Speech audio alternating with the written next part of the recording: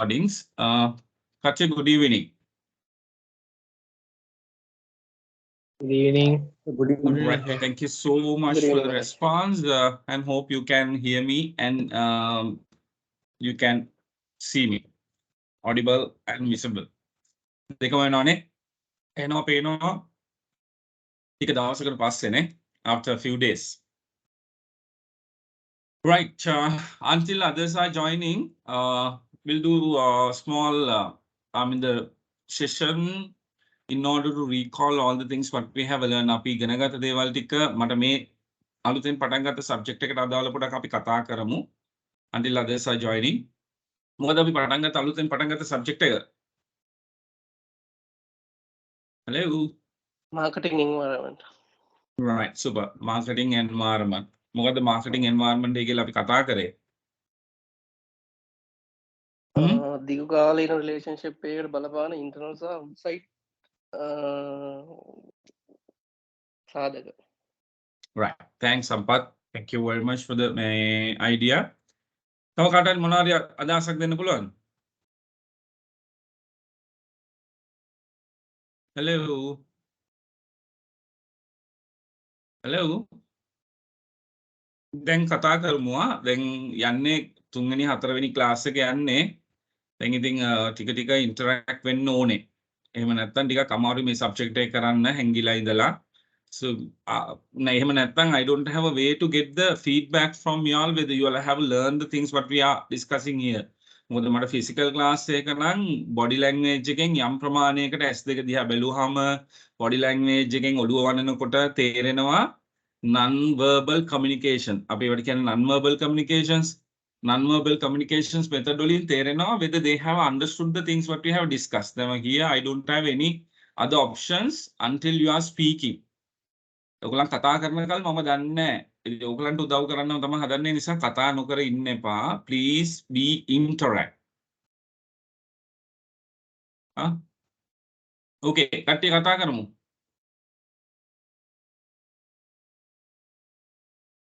Hello. Marketing environment යටතේ main 4 points කතා කරා අපි. Okay. First, marketing environment frame, internal Right. micro environment, macro environment. Right. Super. Thank you very much. All right. අපි ඉතින් කතා කරා. Let's go to the subject. Then we'll discuss further. හරි අපි තව ඉස්සරහට කතා කරමු. එදා කතා කරපු දැන් ඉඳලා ඉස්සරහට යමු. As usual මම ඔයගලන්ට කතා කරලා ඉවර වෙච්ච slides එක ටග්ගල quickly skip කරගෙන යනවා. ඔයගලන්ගේ මතකේ පොඩක් අලුත් කරගන්න. Right, අපි started marketing environment subject. Right, ඒකේදී අපි කතා කරා definitions of marketing environment. මොකද marketing environment එක කියලා කියන්නේ කියලා. හරි. ඊට පස්සේ marketing environment එකේ components ටික කතා classification එක. එහෙම නැත්නම් කොහොමද marketing environment එක බෙදලා වෙන් කරන්න පුළුවන් විදි කීපයක් ගැන අපි කතා කරා. Right, there are different ways. ඒ නිසා මේ දෙකම picture එක ඔළුවේ තියාගන්න exam එකට කොයි විදියට හයිද දන්නේ නැහැ, but they are discussing the same thing. Picture එක වෙනස් වුණාට they are discussing the same thing, but different authors are giving a different pictures. සමහර ඒ විශේෂ සම්බන්ධ උගන්නන අය එක එක විදිහට ඒක උගන්නන but එකම දේ ගැන කතා කරන්නේ. right? macro environment එක අපි කතා කරන්න ගත්තා. ඒකට macro environment එක කියන්නේ මොකක්ද කියලා අපි කතා කරා. ඒකට කියන තව වෙනස් නම් ගැන අපි කතා කරා. why they are calling it with the different name කියලා කතා කරා. why they are calling macro environment as a general environment කියන්නේ ඇයි කියලා කතා කරා. remote environment කියන්නේ ඇයි කියලා කතා කරා. same name for the same environment. different name for the same environment. different names. ඒ කියන්නේ වෙනත් නම් එකම environment macro environment එක කියන්නේ ඇයි කියලා අපි කතා කරා. right, then macro environment business environment එකට තමයි අපි නැත්තම් marketing environment එක කියලා කියන්නේ. business environment එක තමයි marketing environment එක කියන්නේ. marketing environment එක නැත්තම් business environment එක ආයි segregate කරන්න පුළුවන්, classify කරන්න පුළුවන්. තව විදිහක් තමයි මේ තියෙන්නේ. ඉස්සෙල්ලා විදිහට තුනක් තිබුණා. මේ විදිහට තියෙන්නේ එකයි. right, macro and micro කියලා. ඒකට micro environment එක ඇතුලේ internal environment එක තියෙනවා කියලා assumption එකකට මෙතන තියෙනවා. හරිද? hello, අපි මේ කතා කරා business environment එක ඊට පස්සේ කොටස් දෙකකට කරනවා macro and micro කියලා.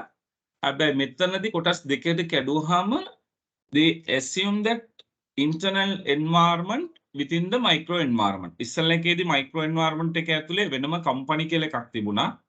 right micro environment එක වෙනම තිබුණා company කියලා තිබුණා. හැබැයි මේ picture එකේදී වෙනස තියෙන්නේ micro environment එක ඇතුලේ that you have to assume that internal environment within the micro environment කියලා. අපි ඒ ටික කතා කරා.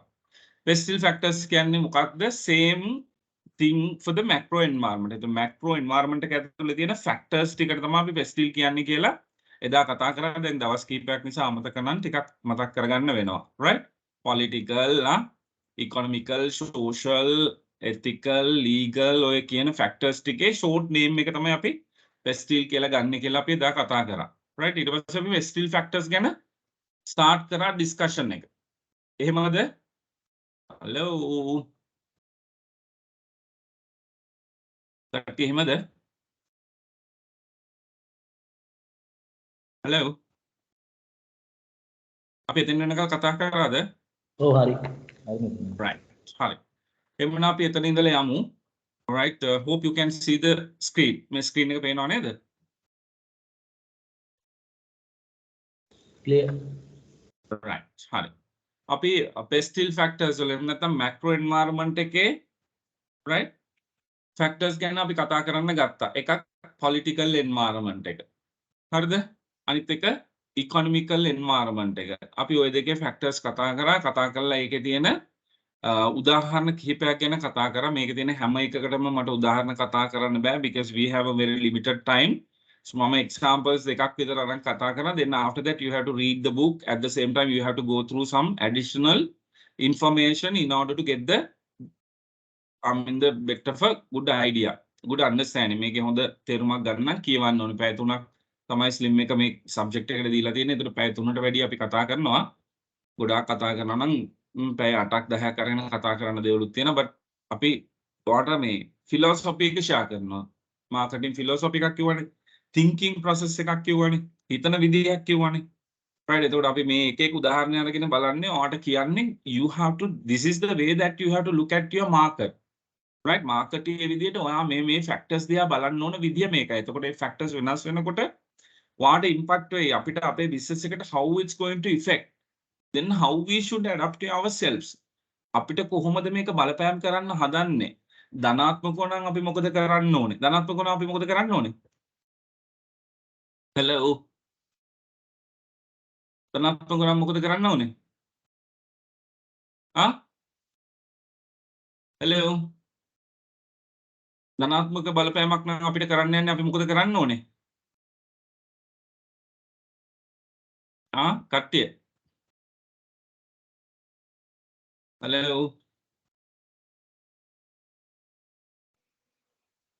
Sorry, I don't understand what is Dhanatmak in Sinhala. okay I don't know. if right okay Muhammad, I'm sorry. right you were there for the last day class, no? Yes. I okay so now we are looking at the macro environment. If some factor is changing and it's going to be an opportunity for you, then how you should act yourself, how you are going to capture that opportunity. What are the things that you need to do that if you see that there's an opportunity that, for instance, that political environment is going to be changed. Now you are last previous day we discussed about the one example, right? You are into the agriculture business.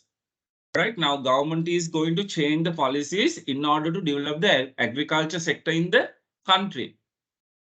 Is it a challenge or is it an opportunity for you? Opportunity. Opportunity. Then how you should, adapt yourself with the situation.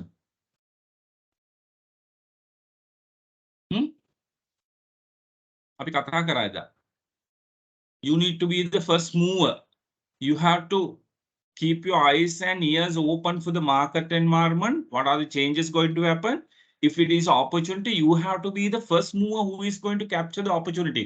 Because I told that day, windows of opportunity කියලා කියන්නේ in Sinhala අපිට තියෙන සමාජයේ තියෙන අවස්ථාවල් all the time it might not open.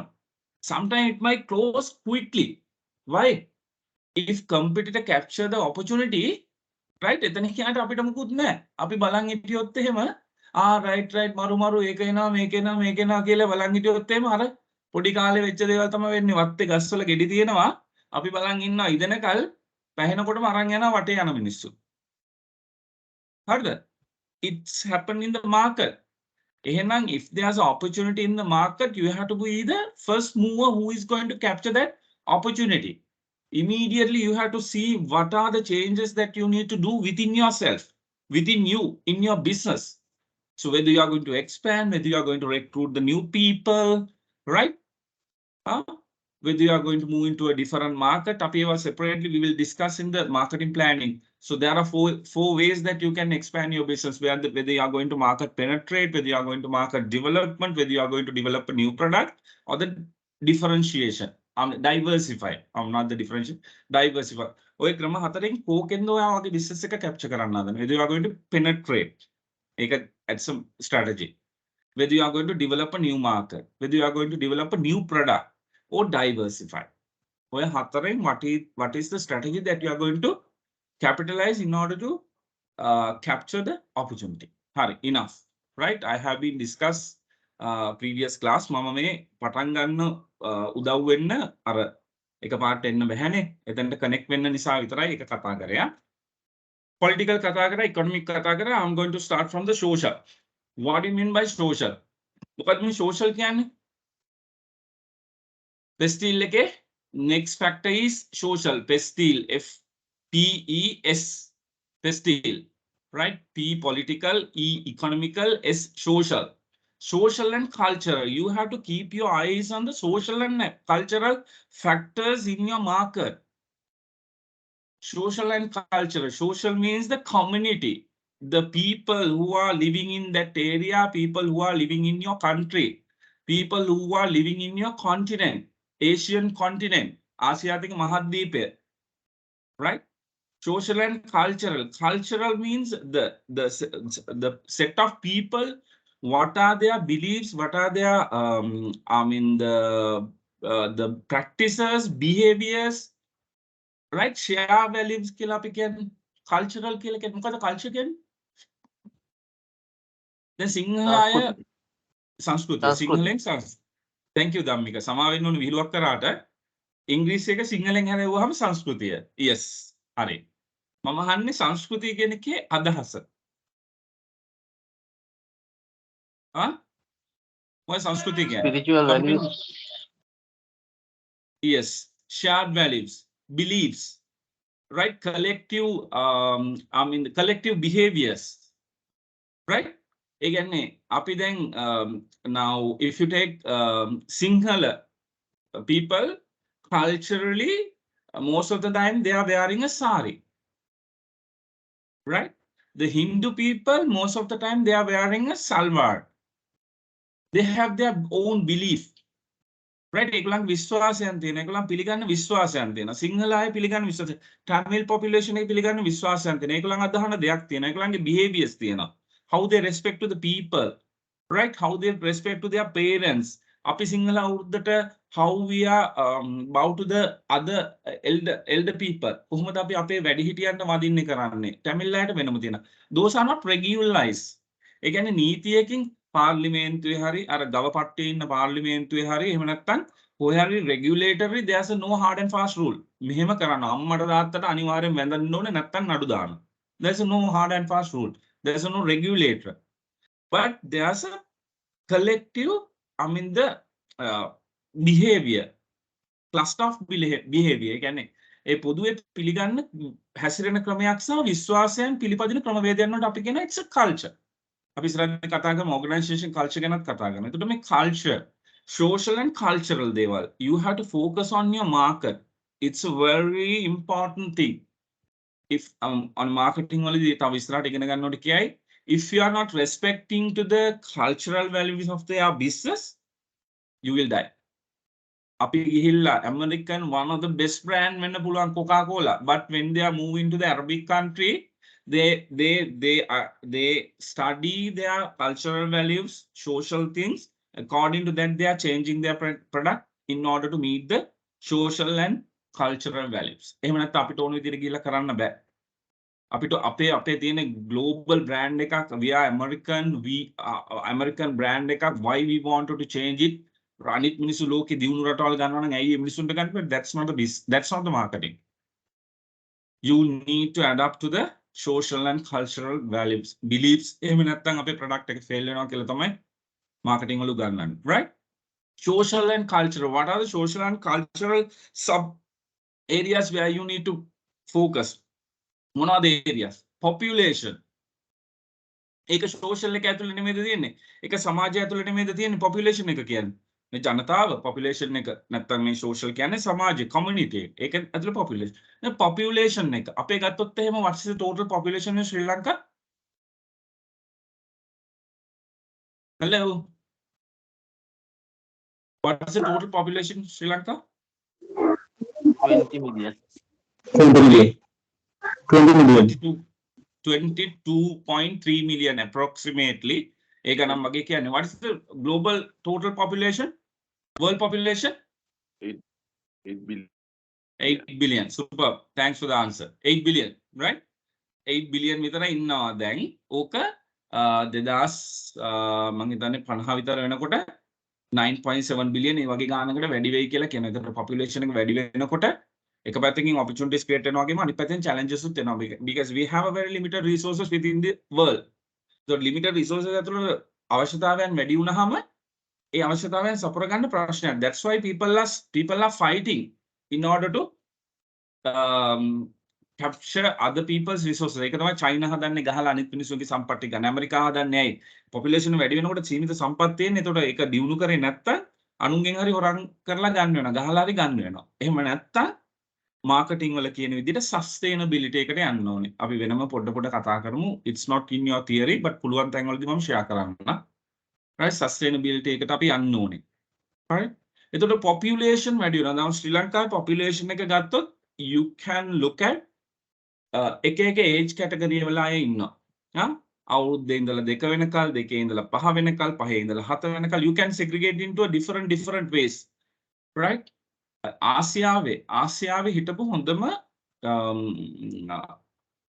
workforce එක හිටියේ ලංකාවේ. Right? Age capacity එක ගත්තාම workforce age එක ගන්නේ 18 ඉඳලා right 55 විතර වෙනකල්. ඔය age force එක හිටියේ ලංකාවේ තමයි වැඩිම. ඒක අපිට තිබුණ strength එකක්. අපි අපේ රටේ තිබුණ ආර්ථික ක්‍රමයත් එක්ක ඒක දැන් වෙන රටවල් වලට migrate වෙලා තියෙනවා. එතකොට දැන් අපේ රටේ population එක ගැන අවබෝධයක් ගන්න එක ඔයගලන්ට වැදගත්ද නැද්ද? ඔයගලන් ඉන්න business එකත් එක්ක අපි දුමු you are into manufacturing I mean the children items, right? පොඩි ළමයින්ගේ soap වෙන්න පුළුවන්, powder වෙන්න පුළුවන්, hair oil එකක් වෙන්න පුළුවන්, that type of products like the Pears baby. You are into that business. එතකොට ඔයාට ඔයාගේ country එකේ population එක ගැන වැදගත්ද? බලන්න එක.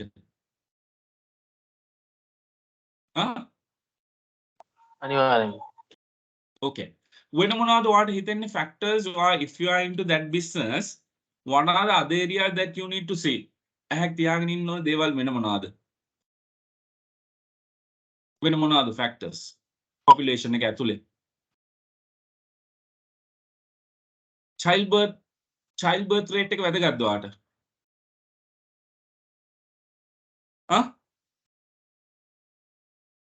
Hello, childbirth rate එක වැදගත්ද ඔයාට? Yes.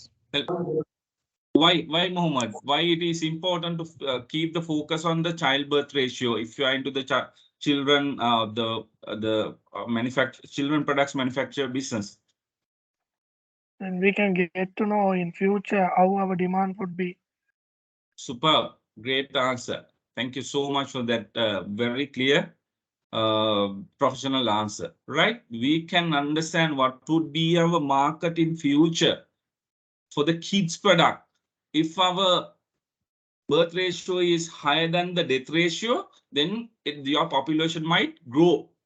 If in a country death ratio is higher than the birth ratio, what would be the case, Mohammed?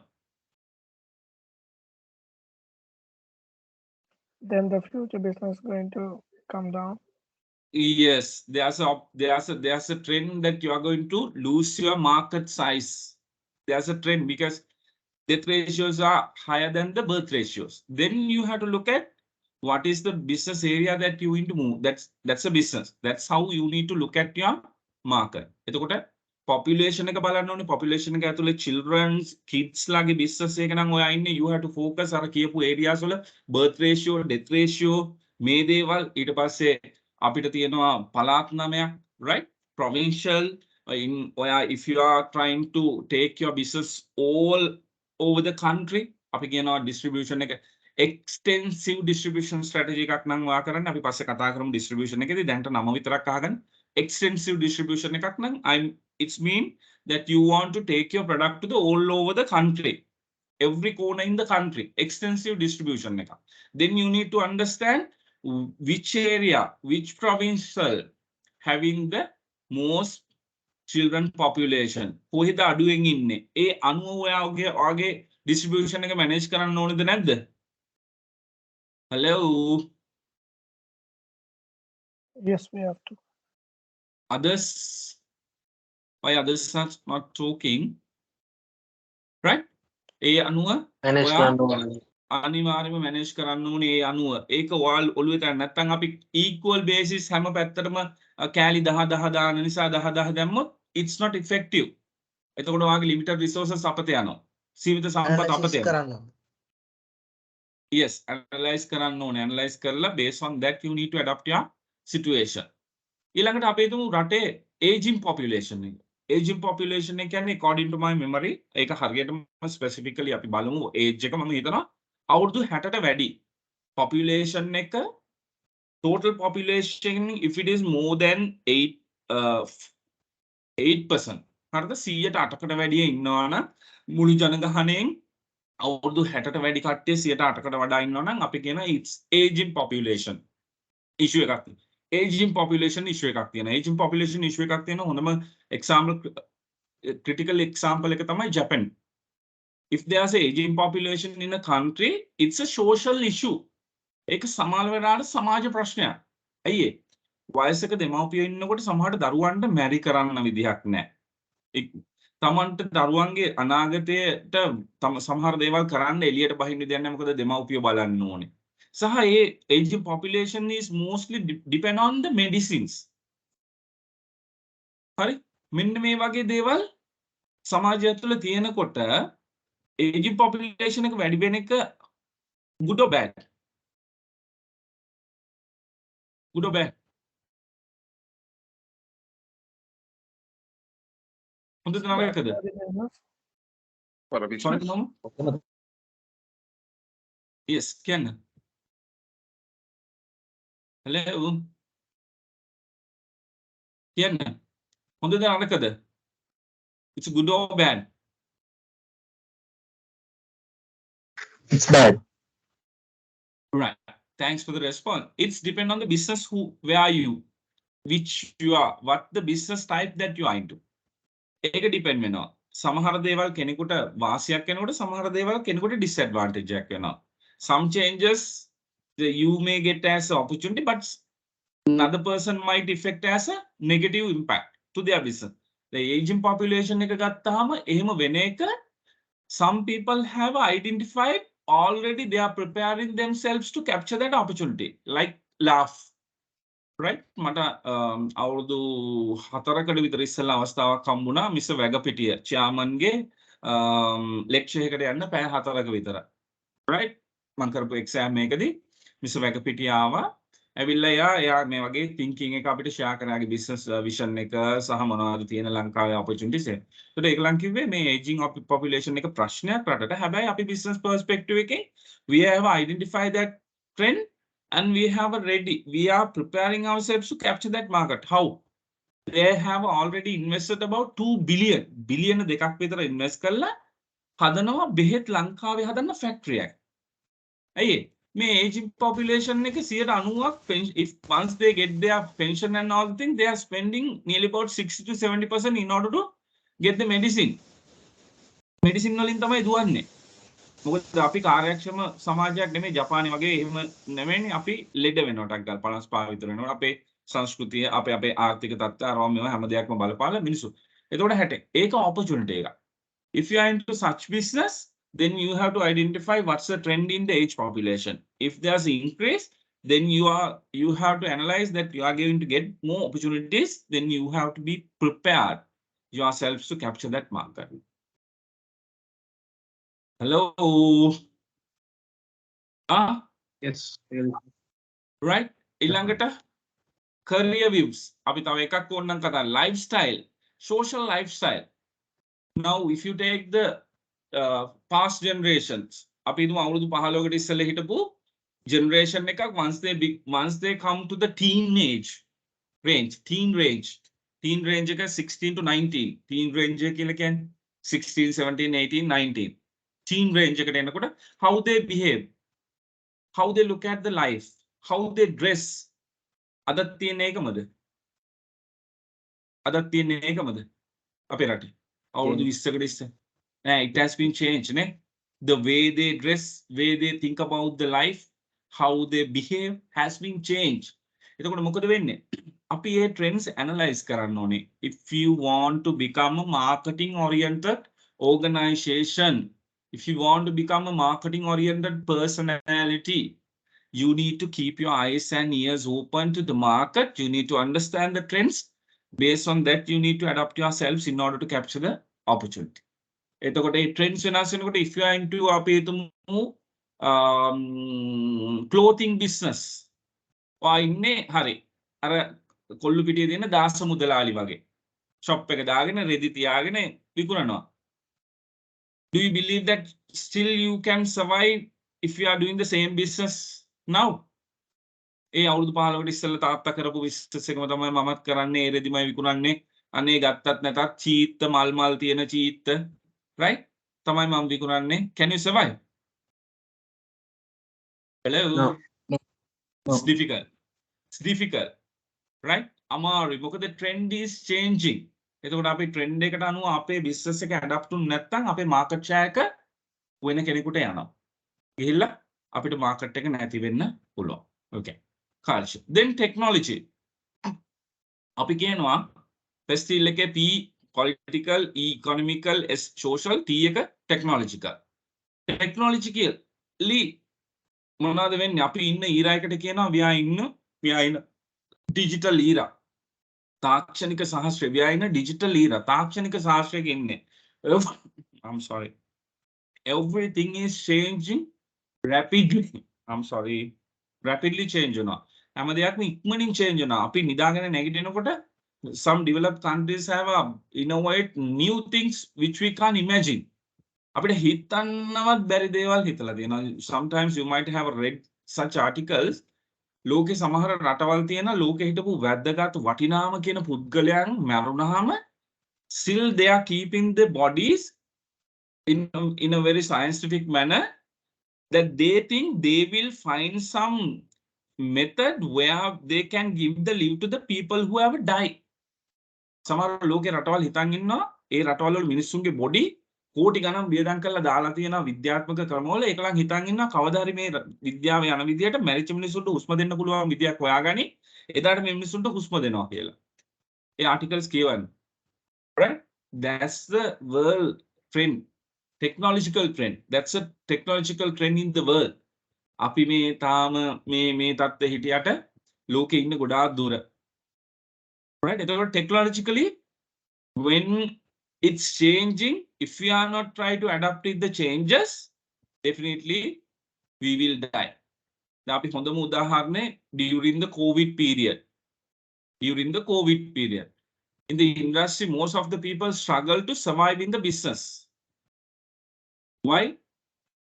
They didn't have the right, the සමහරට එකලගේ resources නැති වෙන්න පුළුවන් මොනාර හේතු නිසා they couldn't come up with the new innovations, technology breakthroughs එන්න බැරුව කියලා. ඒ නිසා එකලගේ customers like touch වෙන්න එකලංග බැරුව ගියා. හැබැයි but as a company, so people identify the trend, they identify the social and cultural changes. A changes උත් වෙනවා මේ දේවල් එක්කම එතෙන්ටත් බලපෑම් කරලා මිනිස්සුන්ගේ හැසිරීම රටාවල් වෙනස් වෙනවා. කොවිඩ් කාලේදී එහෙම වෙනස් වුණා. ඒ වෙනස් වීම මත මිනිස්සු කොහොම ඉල්ලයිද? social culture එක ඇතුලේ තමයි buying pattern එක තියෙන්නේ. So most of the people those days they wanted to visit the locations. ගිහිල්ලා බලලා අතගාලා අල්ලලා කරලා අලගෙඩිය අල්ලලා මුදලාලිට කතා කරලා පරිප්පු ටික අතට අරගෙන හාල් ටිකක් අතට අරගෙන they wanted to eat the අර හාල් ඒක කාලා බලලා තමයි හාල් ටික ගන්න. Now it's changing. Social and cultural patterns changing. Right? ඒක වෙනස් වෙනවා. මොකද වෙන්නේ? දැන් people don't like to waste their time on the roads. They wanted to purchase all the things online. දැන් social culture එක වෙනස් වුණා. එතකොට අපි ඒක identify කරන් හිටියේ නැත්තම් අපේ company එකකට අපි technology එකට අනුව ඒ requirement එකට අපි adapt වුනේ නැත්තම් we will lose our business. Now people don't want to go in order to get the insurance. All right? රුපියල් 50000ක ඉන්ෂුරන්ස් එකක් ගන්න දවසක් රස්සියා දෙන්න පැය දෙකක් නිවාඩු දාන්න බයි anytime 24/7 365 at any given time රෑ 12ට 1ට 2ට right අම්මා අමතුකුණා ඉස්සරන Friday ගියොත් ආයි Monday වෙනකල් they can't take insurance එහෙනම් දුවන්න බෑ වහනේ තියලා ගෙදරට වෙලා ඉන්න ඕන දැන් එහෙම නෙමෙයි කොහෙද ඉන්නේ කතරගමද අරේද මේද කොහේ හරි කමන්නේ අමතකුණා ඉන්ෂුරන්ස් එක නැතෝ ගියා මොනවද they can purchase it මොකද කරන්නේ අපි ටෙක්නොලොජි ඉනෝවේෂන් එකත් එක්ක එන්න ඕනේ. ඒ ටෙක්නොලොජි එකේ වෙන වෙනස්කම් අනුව අපි අපේ බිස්නස් එක ඇඩප්ට් වුනේ නැත්තම් right අපිට සර්වයිවල් එකක් නැතුව දැන් those days condominiums විකුණනකොට අර ලොකු housing schemes වල ගෙවල් විකුණනකොට we have to visit. ගිහිල්ලා අපි physically බලලා තමයි ගෙවල් ගන්නවද නැද්ද තියෙන එක. Now it has been changed 3D art system එක දෙනවා බලන්න පුළුවන් හරියට ගේ ඇතුලේ ඉන්නවා වගේ. රූම් එක TD එකකින් හරි ආගේ ඇඳ තියෙනවා. මෙතන ඔක්කොම පේන්නේ online. They have come up with the technological breakthroughs in order to cater to the social and cultural demand. ඒවට වෙනස් වෙන දේවල් වලට යාගේ වෙනස් වුනේ නැත්තම් අපිට අපේ බිස්නස් එකේ අනිවාර්යෙන්ම මොකද වෙන්නේ? අයින් වෙන්න වෙනවා. ඒකට තියෙන ලෝකේ තියෙන හොඳම එක්සැම්පල් එක තමයි මේක තියෙන්නේ. මොකද්ද මේ තියෙන what do you call that slide? What is this slide? Hello. Yeah, can see Nokia CEO. Okay, can somebody read for me? Nokia CEO cries during his last speech. Nokia CEO ended his speech saying this, "We didn't do anything wrong, but somehow we lost." Right. Make a local ප්‍රසිද්ධ case study එකක්. Right? Technology changes, but as one of the largest telephone communication company, they didn't focus on the changes happening in the market environment. They thought since they are the best product at that time, Nokia is the most powerful mobile brand at that time. ඒගොල්ලන් හිතුවා changes වුණාට වැඩන්නේ අපේ product එක හොඳ brand එක මිනිස්සු ඒක ගනි. But අරහෙන් social and cultural වෙනස් වෙනවා. මිනිස්සුන්ගේ සිතුම් පැතුම් වෙනස් වෙනවා. ඒකත් එක්ක technology එක වෙනස් වෙලා monologue එකට digital එන්න ගත්තා. But Nokia monologue එකේම ඉන්නකොට what did the Apple came up with the digital. Right? එහෙ ඉඳලා බලලා they understood the changes happening socially. මිනිස්සු හිතන පතන දේ ගැන they think as anticipators. අපි කිව්වේ අනාගතයේ අද දකින්න මිනිස්සු විදිහට Apple ලා හිතුවා. මිනිස්සු තව ටික කාලෙකින් ජීවන රටාව මේ විදිහට වෙනස් වෙයි. People's the behavior might be changed in future in a way. Then we need to cater to such demands. කොහොමද මිනිස්සු එකම ෆෝන් එකේ කැමරාව ඉල්ලයි, රේඩියෝ එකේ ඉල්ලයි, recording ඉල්ලයි, voice recording ඉල්ලයි, ලෝකෙම ඇඟිලි තුඩු වලට ගන්න internet facility එක ඉල්ලයි. But Nokia එක ගැන හිතුවේ නැහැ. They thought that they were into the production concept. අර production concept එකේ ඉඳලා අපේ product එක දානවා market එකට කියලා හිතාගෙන හිටියා. But Apple came as a marketing oriented organization. They understood the changes happening in the market. They came up with the product where they can meet the customer needs and wants. Then they capture the market. Nokia CEO තුනේ අඬලා එළියට යන්නේ. අපි වැරද්දක් කරේ නැහැ. වැරද්දක් කරේ නැහැ කියන්නේ change වැරද්දක් තමයි එතන. මොකද change වෙන්න ඕන තැනට change වෙලා නැත්නම් it's a mistake. ඒ නිසා we have to keep focus on the technological changes happen in the market. According to that, you need to change your business system. Then අපි තාම පරණ විදිහටම අර බැංකු තියෙන සමහර ඒවා දැන් most of the banks has given a online apps in order to do the transaction අරවා මේවා statement බලන්න. If there's a bank who is still doing the same traditional business, අර පොත ගෙනියන්න ඕනේ තාම බැංකුවට, පොත නැත්තම් දෙන්නේ, අස්සන නැත්තම් සල්ලි ගන්න බෑ, එතන ගිහිල්ලා පොලි you have to wait on the queue. Do you like to go with such a bank? ඔයගොල්ලන් කැමතිද මේ වගේ බැංකුවක් එක්ක ගනුදෙනු කරන්න? නෑ. මොකද social and cultural demands has been changed. Your life is busy now. So you don't have a time to go in your office time. ඉස්සර බැංකුවට යන්න you have to get a half day or a short leave. හරිද? සල්ලි දාන්න, සල්ලි ගන්න, සල්ලි transfer කරන්න.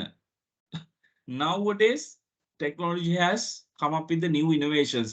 අපිත් බැංකුවක් නම් ඉන්ඩස්ට්‍රි එකේ අනිත් බැංකුව වෙනස් වෙනකොට if we are still doing the same thing, our customer might migrate to a new service provider. Hey, අයියෝ මේ බැංකුවට මේ හැමදාම 3 වෙන්ඩිස් 3ට වහ ගන්නවා. හරිද? 9ට අරින්නේ.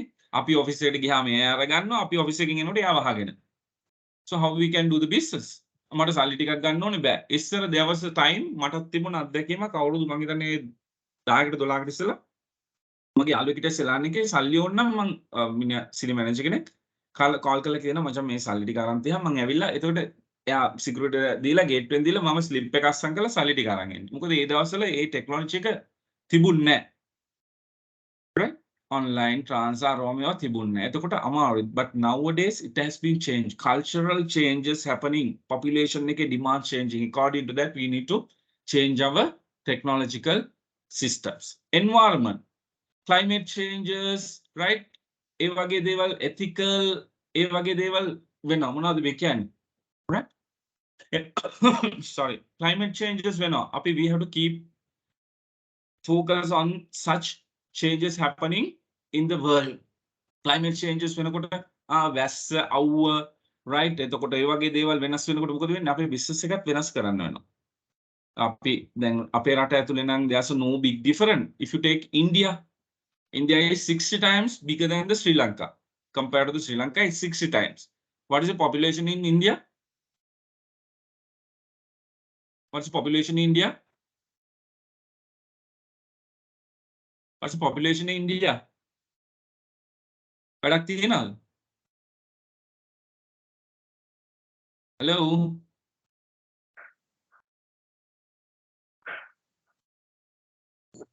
What's the population in India? මං කිව්වා marketers are readers marketers are good readers. ඔයාලා මේ subject එකේ මේ පොතේ විතරක් දේවල් දැනගෙන marketing කරන්න බෑ. right? මේ පොතේ marketing දැනගෙන you can be a starter towards driving to a professional marketing. Starter කෙනෙක් වෙන්න පුළුවන්. If you want to become a marketer, you need to read lot of things. හරිද? මේ අපේ කොණ්ඩේ ගිහිල්ලා තියෙන රෑ නිදි මරලම තමයි. පාන්දර 2-3 වෙනකල් we have to read articles. Kiola informations gather කරන්න ඕනේ. Then only you get all the. Once you having a good information in your mind, you can come up with a very effective decision. If you have a very limited information in your mind, or a decision එක ගන්න ඒ තොරතුරු ටිකෙන් විතරයි. If you have a good information, ආගේ solutions, you are getting a lot of optional solutions, then you can find the best one. And so you have to read more. You have to keep good quality time to read. Read කරන්න කියන්නේ මේ ඔක්කොම කරලා ගෙවල් වල මිනිස්සු එන්න එපා. මං දැන් I'm going to study, I'm going to පාඩම් කරන්න යන්නේ. එන්න නම් එපා, කතා කරන්න එපා, ඔයගොල්ලන් නිදා ගන්න, සද්ද කරන්න එපා. බල්ලවත් ගැට ගහන්න, උගේ කටට මොන හරි දාන්න බුරන්න දෙන්න එපා. මම පාඩම් කරනවා කියලා අර මහගමසේකරගේ කාලේ වගේ නෙමෙයි දැන්. Once you go to meet one of your customer, if you have a time, don't look at all the girls around there. හරිද? එහෙම කාලයක් තියෙන්නේ නැති. අර ඉන්න ඔක්කොම දිහා බලන්න යන්න එපා. යන්න Google එකට. ඔයාලා මොන හරි තියෙන ප්‍රශ්නයක් ගහන්න. ගහලා චුට්ටක් කියවන්න. කියවලා වෙලා නැත්නම් ඒක share කරන්න WhatsApp group එකකට. share කරලා පස්සේ දවසක වෙලා තියෙන වෙලාවක කියවන්න. කාර් එකේ යන වෙලාවට go to the YouTube. right? Find 1 or 2 YouTubes. අහන්න. lesson එකක් දෙකක්. What is marketing? මොනවද මේ කියන්නේ? What is marketing environment? That's how we learn.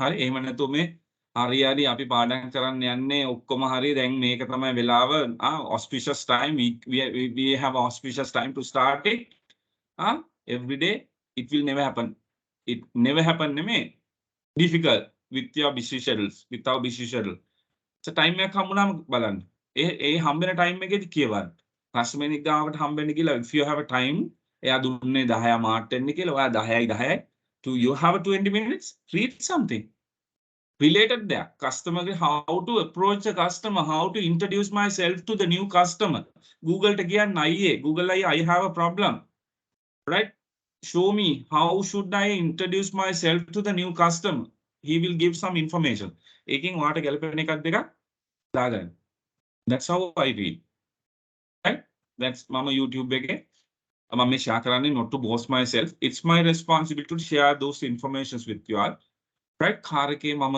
සාමාන්‍යයෙන් ගෙදර එන්න මට විනාඩි 45 පැයක් විතර යනවා right අපිට ඕන විදිහට එන්න බෑනේ ඕකෙන් මගේ Facebook එකේ ඉන්න අය දකින්න ඇති මම music lover කෙනෙක් පැය භාගයක් විතර මම karaoke සින්දු කියනවා තනියම I don't care whether other people are looking at me ඇහෙන්නේ නැහැ නේ මිනිස්සුන්ට මම කාර් එකේ karaoke සින්දු දාගෙන සින්දු කියනවා that's how I'm practicing the songs අලුත් සින්දුවක් හිතුනොත් මට මේ සින්දුව I want to sing this song in a somewhere කියලා මම මේක ප්‍රැක්ටිස් කරන්නේ that's how ඒක karaoke දැම්ම සින්දුව දෙපාර තුන් පාරක් කිව්වා ඒ ඉතුරු පැය භාගෙ විතර I'm keeping to learn something new right මොන හරි topic එකක් මට related topic එකක් බලලා YouTube එකට දාලා hands free ගාගෙන මම යනවා it's learning එහෙම නැතුව ඉඳගෙනම ඕනේ නෑ මාකටිං අයට එහෙම අමාරුයි but එහෙම නැතුව ඔයගලන් ඉගෙන ගන්න නැතුව නම් මාකටිං කරන්නත් බෑ මේ පොත ඉගෙනගෙන ගිහලා මාකටිං කෙනෙක් වෙන්න බෑ එහෙම පුළුවන් නම් මිනිස්සු ඉතින් මාස 3න් මාකටියර්ස්ලා වෙන්නේ ප්‍රොෆෙෂනල් ඒ හින්දා රීඩ් කරන්න ඕනේ ඒ නිසා ඔය ලෝකේ ගැන අවබෝධයක් තියෙන්න ඕනේ මාකටියර්ස්ලා වැඩිම පොපියුලේෂන් ඉන්න කොන්ටිනෙන්ටල් එක මොකද්ද මහද්වීපය මොකද්ද what's the continental having the most population Asia what's the population in Asia 3 billion about 3 billion 3 billion වලට වැඩිනේ China India ඉන්නවා 3 billion almost 3 billion ඉන්නවා දෙන්නගේ 1.5 4.5 billion 4.7 billion ඉදිරි ඉන්නවා නේ පාකිස්තාන වල ඉන්නවා 320 million ද කොහෙද right India 1.4 billion China 1.5 billion right එතකොට බංග්ලාදේශ ඒත් ඉන්නවා 360 million ද කොහෙද ඒ වගේ highest population in ඔක්කොම countries අපි ගාව ඉන්නේ that's why most of the European countries focusing on Asia because Asia is a big market for them ඒගොල්ලන් ඇවිල්ලා ටොපියක් වික්කත් ලෝක ජනගහනයෙන් 8 billion වලින් 160ක් ඉන්නේ ඒෂියාවල ඒතකොට Asia is a big population big market for anybody මේකට එන්ට වෙලා හරියට මාකට් කරා කියන්නේ it's a big market එනිසා තමයි ඒෂියා වලට හැමෝම මේ අය එක තියන් ඉන්නේ බලාගෙන අපේ කම්පැනි උනත් ඇවිල්ලා මේ ඒෂියාවල ඉන්වෙස්ට් කරන්න අපිට හිතේ මෙච්චර දියුණු රටවල් වල තියෙදි මේ මිනිසුන්ට පිස්සුද මේ ලංකාවේ ඇවිල්ලාද ඒෂියාවලම හොය එන්නේ Asia is a very young boy or a girl හරිද still in the teenage තාම grooming අනිත් අය matured දැන් මේ European countries දැන් mature වෙලා ඒවා ගන්න තියෙන ඔක්කොම සාරේ ගිහිල්ලා මේවා තමයි grooming වෙලා ඉන markets. ඒතකොට මේවා තමයි opportunities create වෙන්නේ අලුත් දේවල්. That's how the business people are looking at the business. හරි? එතකොට මොනවාද මේ climate changes? ලෝකේ පරිසර තත්වයන් ඒ වගේ දේවල් වෙනස් වෙන දේවල් අපි බලන්න ඕනේ. ඒවා ගැන අපි අවබෝධයෙන් ඉන්න ඕනේ. ඒ අනුව අපිට ව්‍යාපාරය ethical factors then අපි මේක ගමු recycling. දැන් ඉස්සර right ඒක ecological ඒ කියන්නේ ඒක ස්වභාව ධර්මයට ආවේනික දෙයක් recycling කියන්නේ ecological දෙයක් හරිද එතකොට ඉස්සර recycle කියලා දෙයක් ගැන we didn't think about the recycling but now people are going for a sustainable method කියන්නේ නැවත අපිට පාවිච්චි කරපු දේවල් නැවත පාවිච්චි කරන්න පුළුවන් ක්‍රමවේදයන් හොයනවා මොකද we have a limited resources අපි යකඩ අරගෙන යකඩ ගන්න අවශ්‍ය කරන අමුද්‍රව්‍ය කොහෙන්ද ගන්නෙ පොළවෙන් it's limited ඒක limited දැන් ඉවර වෙන්න පුළුවන් ඒ නිසා මොකද කරන්නේ අර පාවිච්චි කරපු යකඩ how we can recycle and reuse it people are looking for a method. එතකොට ඒ වගේ සිස්ටම් වලට යනකොට අපි ඒ වගේ සිස්ටම් organization එකක් විදිහට adapt වුනේ නැත්නම් සමහරට we might face lot of difficulties in order to get the materials. අපිට අවශ්‍ය කරන අමුද්‍රව්‍ය ගන්න අමාරුයි. ගත්තත් we may have to pay higher price. මොකද limited materials තියෙනකොට high demand එනකොට prices are going up. හැබැයි අපි කරන්නේ reuse කරනවා. අර පරණ ඒවා අරගෙන මොන හරි method එකකට දාලා reuse කරනවා. Polythene. අපි තුන් polythene ගන්න materials. Nowadays it's easy for you all to bring the materials from different countries. පුළුවන්ද? අර PPT, LPT, EET කියලා චුටි there are materials නේ where they bring it and මෙහෙනේ polythene හදන්නේ. Now it's difficult because the prices has gone up due to the economical factors, due to the political decisions. Imports restrictions. මොකද කරන්නේ එහෙනම්? ඔයාගේ company එකක් you are into the polythene industry. So now you are facing difficulties to bring the materials. එහෙම කියලා ඔයාගේ product එක උඩ යනකොට ඔයාට පුළුවන් ද ඔයාගේ price එක උඩ ගිහිල්ලා තියෙද්දි ඔයාට පුළුවන් ද market එකේ competitive වෙන්න? Hello. පුළුවන්ද? අමාරුයි. එහෙමනම් මොකද කරන්නේ? You are trying to have the recycle process within you. ඔයා reuse කරපුවා collect කරලා කොහෙන් හරි ඔයා centers වලින් හරි you are trying to develop the suppliers who can bring the used polythene, then you are recycling. ඔයා ඒක recycle කරලා you are coming up with the product. Then you can manage your price to a certain level. හැබැයි ඔයා import කරන්න හදන්නේ ඔයාගේ price might go up, then you might not very competitive in the market. හරි. එතකොට අන්න ඒ විදිහට you have to look at. Mohammed, are you getting what I am telling?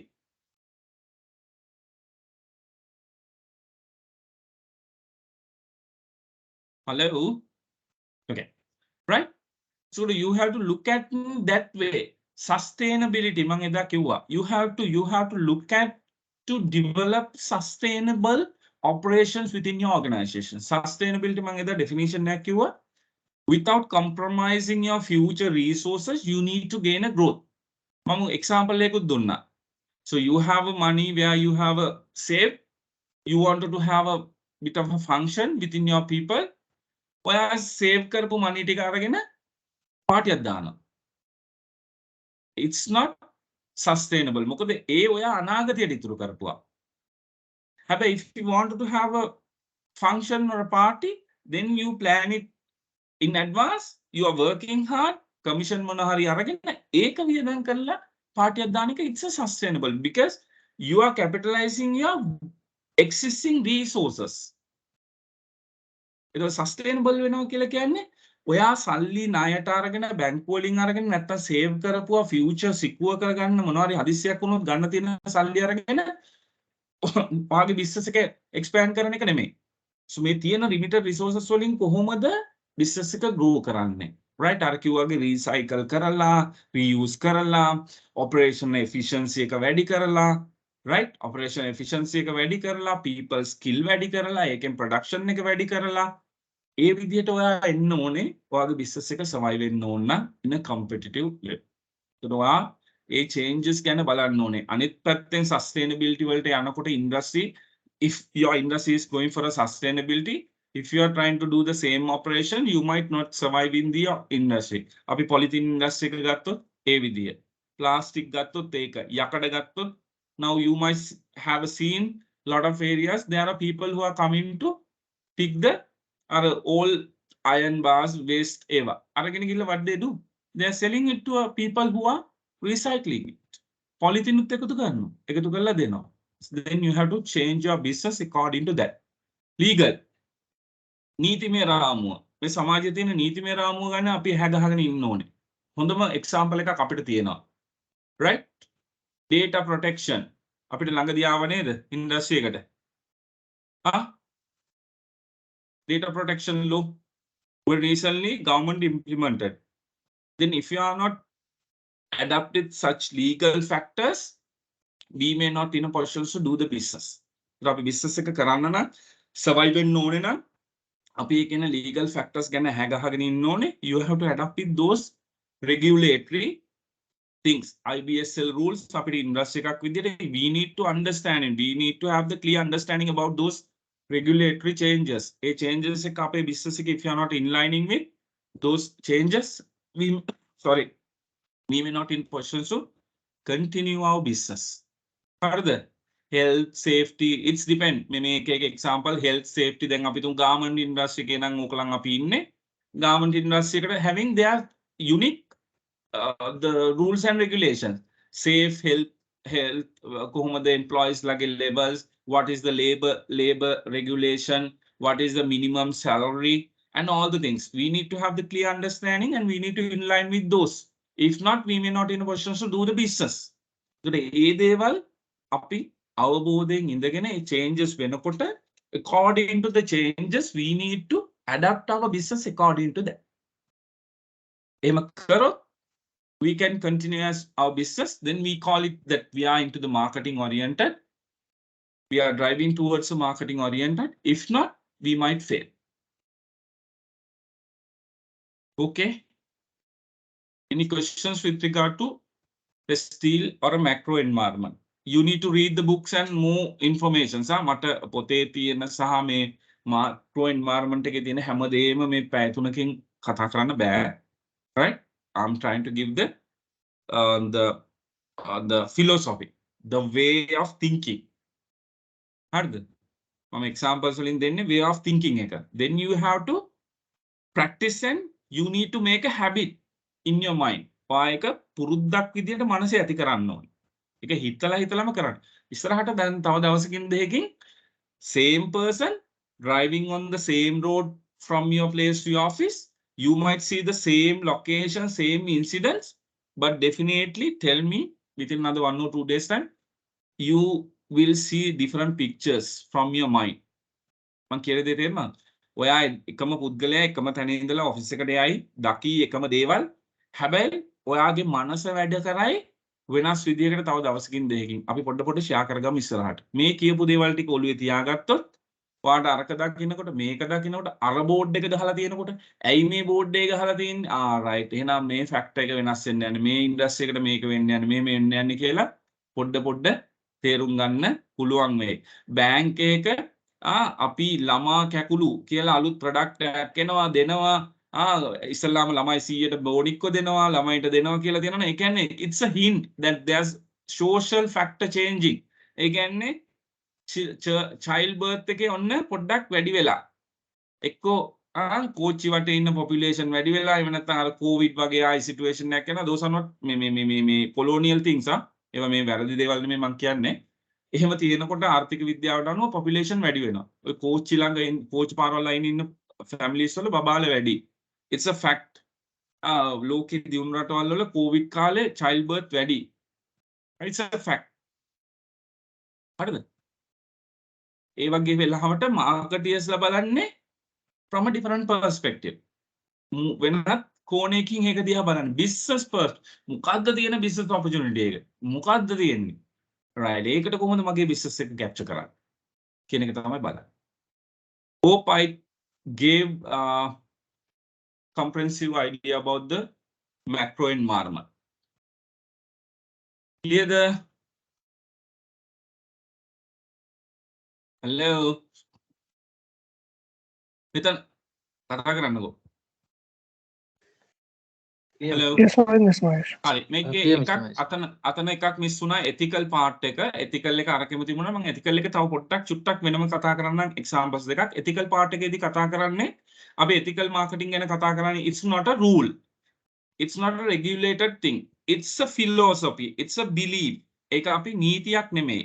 It's a behavior. It's a collective agreement. හරිද? අපි කරන පොදුවේ අපි කරන practice එකක් විතරයි. නීතියක් නෙමෙයි ethical කියන්නේ. සාර ධර්ම. අපි පොදුවේ පිළිගන්නවා හොඳ නරක කියලා දෙයක්. There's a good and bad. There's a belief that we need not to do such a things. කියලා වල socially belief එකක් තියෙන දෙයක්. ඒතකොට market the environment එකේදීත් අපි කියනවා දැන් මේ ලෝකේ යන trend එකත් එක්ක you have to be the ethical. You have to keep your focus on the ethical practice. What is happening in the market? If you are declining those ethical practices, you may kill your business. අයියේ ලෝකෙදැන් the customers are educated, especially the in developed countries. Unethical business කරන business වලින් මිනිස්සු purchase කරන්න කැමති නෑ. That's how the ටික ටික ඔය හලාල් වගේ දේවල් ආවේ ඒ පැත්තට එක පැත්තකින්. ඇයි? ethical චුට්ටක් විතර අර සත්තු මරණ එක හොඳ නෑ. හැබැයි සත්තු මැරුවට කමන්නේ නෑ වද දෙන්නේ නැතුව. right? කියලා පොඩි beliefs එනවා. එතකොට ethical එකේදී තමයි කතා කරන්නේ අපි ටිකක් ඉන්න ඕනේ price issues. ඒ කියන්නේ price issues කියලා කියන්නේ අපි industry එකේ ඉන්නවා අපි හිතමු අපි we are selling children soap. අපි දැන් ළමයිගේ සබන් කැටයක් we are selling a children soap. Other products, all the products price range are 95 to 100 rupees. 95 to 100 rupees is the product range. But suddenly we cut off our product price to 80 rupees. 80ට දෙන්න යනවා. හැබැයි අපේ cost එකක් තියෙනවා රුපියල් 85. Why we are trying to do that? In order to kill the other people's business. අපිට සල්ලි තියෙනවා හොඳට අපි සල්ලි earn කරලා තියෙන. We have been earned a lot of profit during the past previous decades. But there is a two new entrants. අලුත් දෙන්නෙක් ඇවිල්ලා ඉන්නවා market එකට. They are trying to capture our market. Their product එක innovative අලුත් දේවල් දාලා කරලා ඇවිල්ලා දැන් අපේ price එකට ළඟින් ගිහිල්ලා අපේ market එක capture කරන්න යනවා. හැබැයි they don't have a deep pockets. They don't have a deep money. ඒකලන්ගේ market share එක මාස දෙකක් විතර වැටුනොත් they are not getting the income. They might lose their business. අපි ඒක දන්නවා.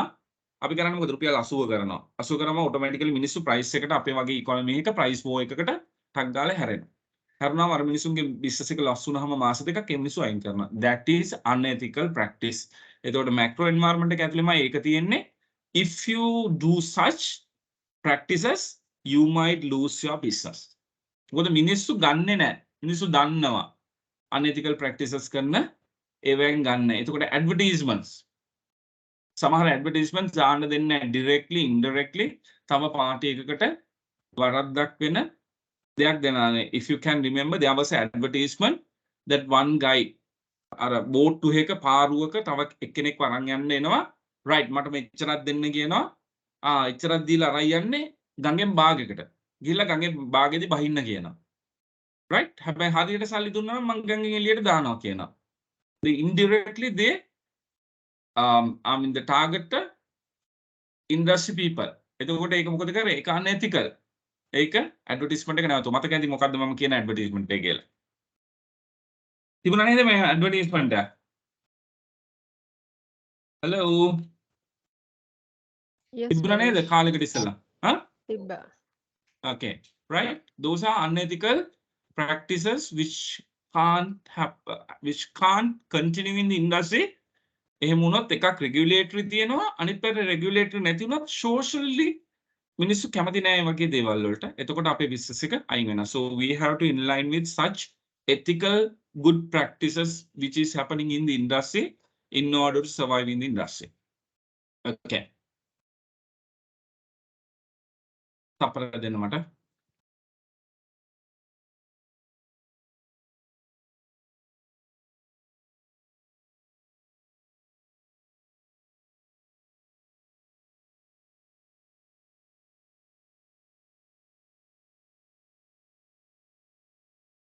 Right, okay, then we'll move to the right. Maybe I will share these presentation slide. You need to read and get the understanding, right? Then මේ තියෙන්නේ අපි කතා කරමු political වල corruptions තියෙනවා නම් you can you bring the investors එන්නේ පිටරට investors ලා, right? election එකක් වගේ තියෙනකොට අලුතෙන් investors එන්නේ why they don't have a clear idea who is going to win, then what would be their policies. ඒ වගේ දේවල් තියෙන නිසා මේව පොඩ්ඩක් කියව ගන්න. additional informations මම දාලා තියෙන්නේ in order to help you all to get the good understanding. මේවම තමයි මම කතා කරේ, right?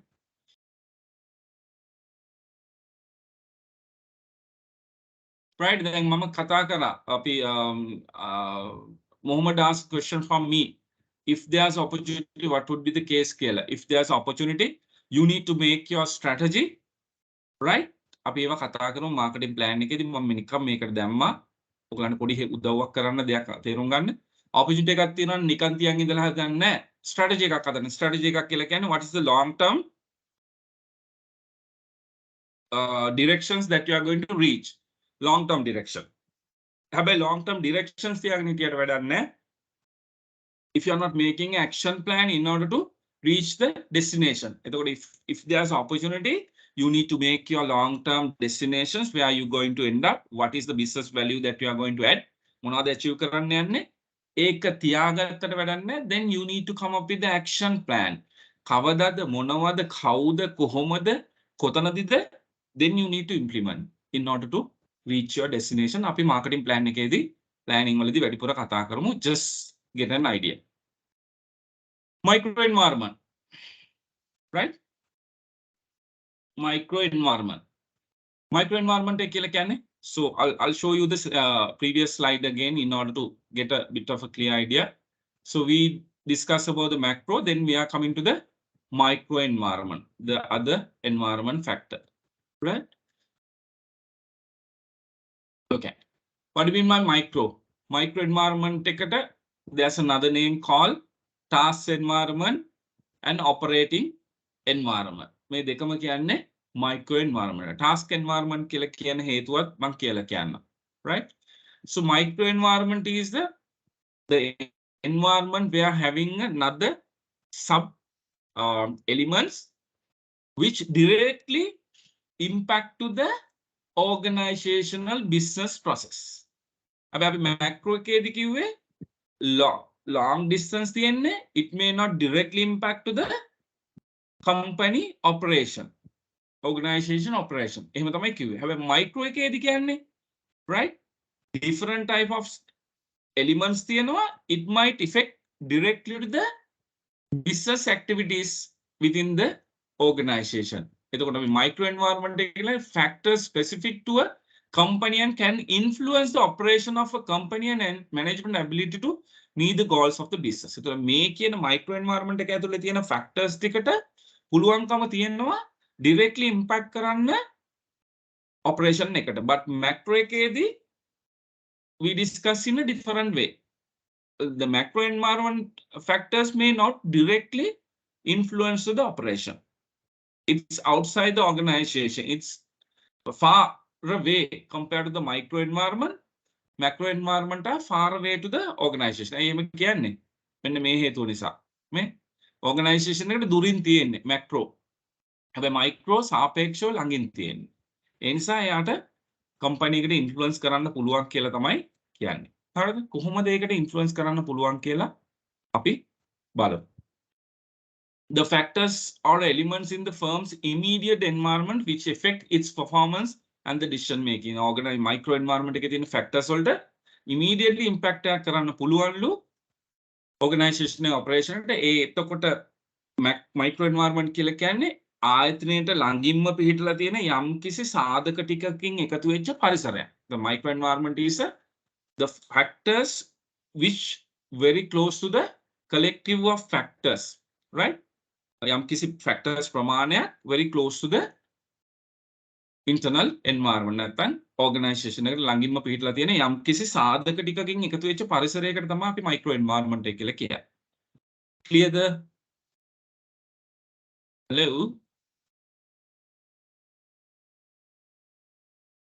Hello? Yes. Right. Okay, what are the factors in the micro environment? Micro environment එකේ තියෙන factors ටික මෙන්න මේ ටික තමයි factors. ඒතර මෙන්න මේ factors වලින් එකතු වෙච්ච පරිසර තත්ත්වයට තමයි අපි කියන්නේ micro environment. මේ factors ටිකට පුළුවන්ලු directly impact කරන්න organization. These are the factors within the micro environment which can directly influence to the organizational operation. හරිද? මොකද්ද organizational operation එකේ ultimate objective එක long term relationship build up කරන්න. ඒතකොට long term relationship build up කරන එකට influence කරන්න පුළුවන්ලු මේගොල්ලන්ට directly. That is what we call micro environment. These are the factors. We'll take one by one and we'll discuss one or two examples from each. Then you can get a clear idea, right? So micro environment will start from the main person who is in the business, that is customer. So අපි ඕනම business එකක customer ඉන්නවා. micro environment එකේ තමයි customer ඉන්නේ. Right? එතකොට එයා organization එකට ළඟින් ඉන්න පරිසර තත්ත්වයක ඉන්න කෙනෙක්. Customer කියන එක්කෙනාට මැක්‍රෝ එන්වයරන්මන්ට් එකේ කොහෙන්ද ඉන්ෆ්ලුවන්ස් කරන්න පුළුවන්?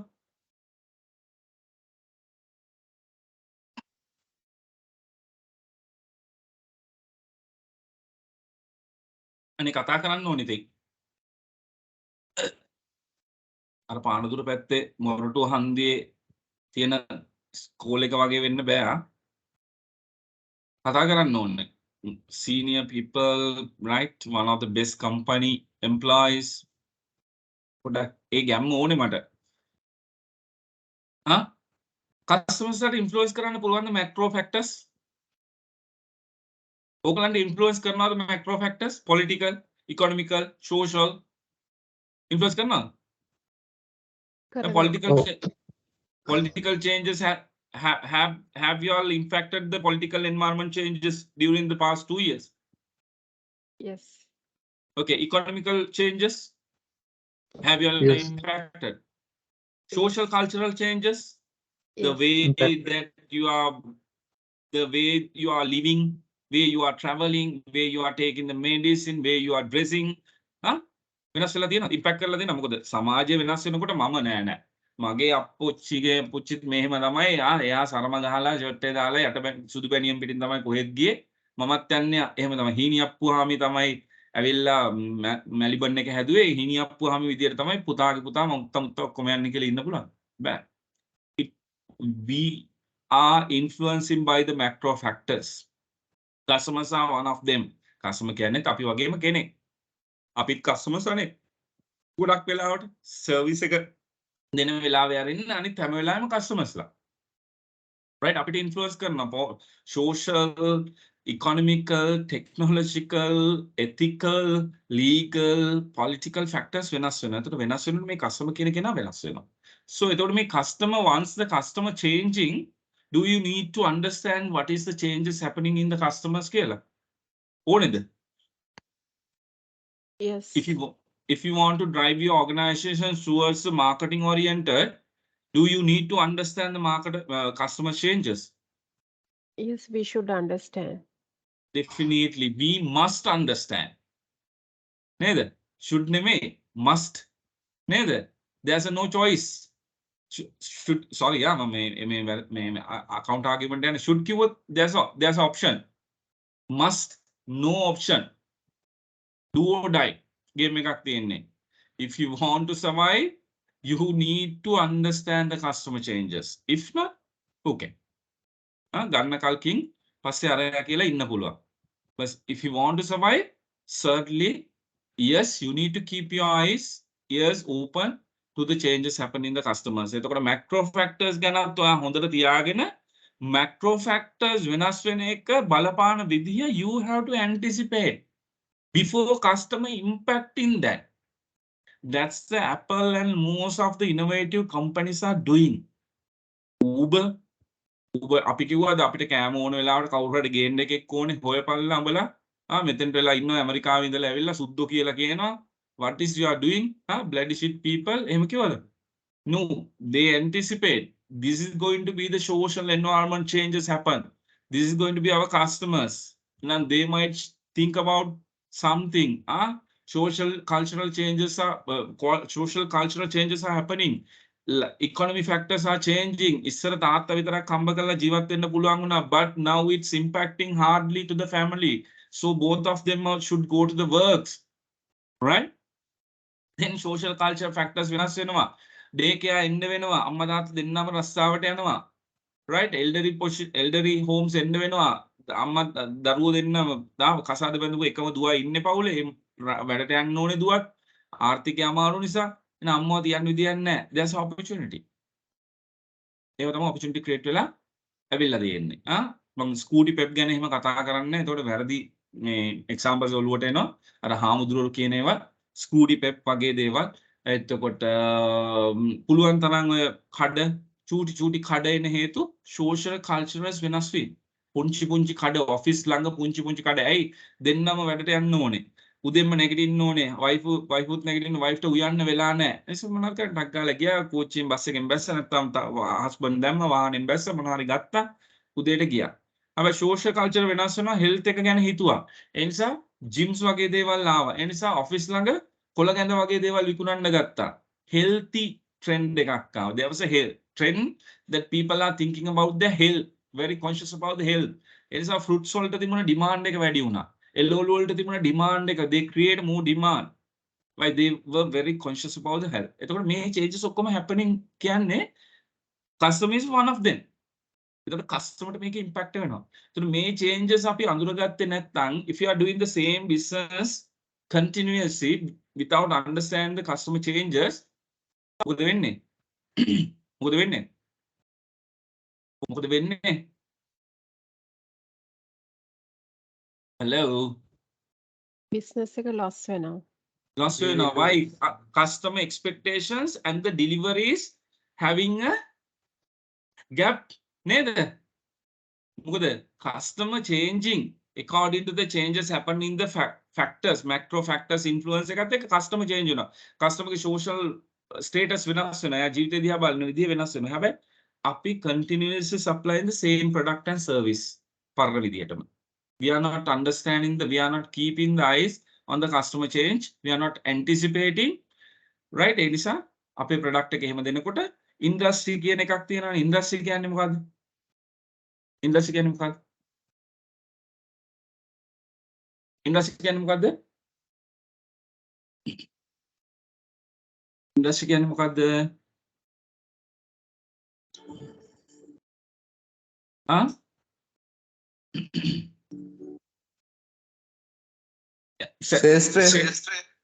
Sorry. Okay. Right? Same set of people who are trying to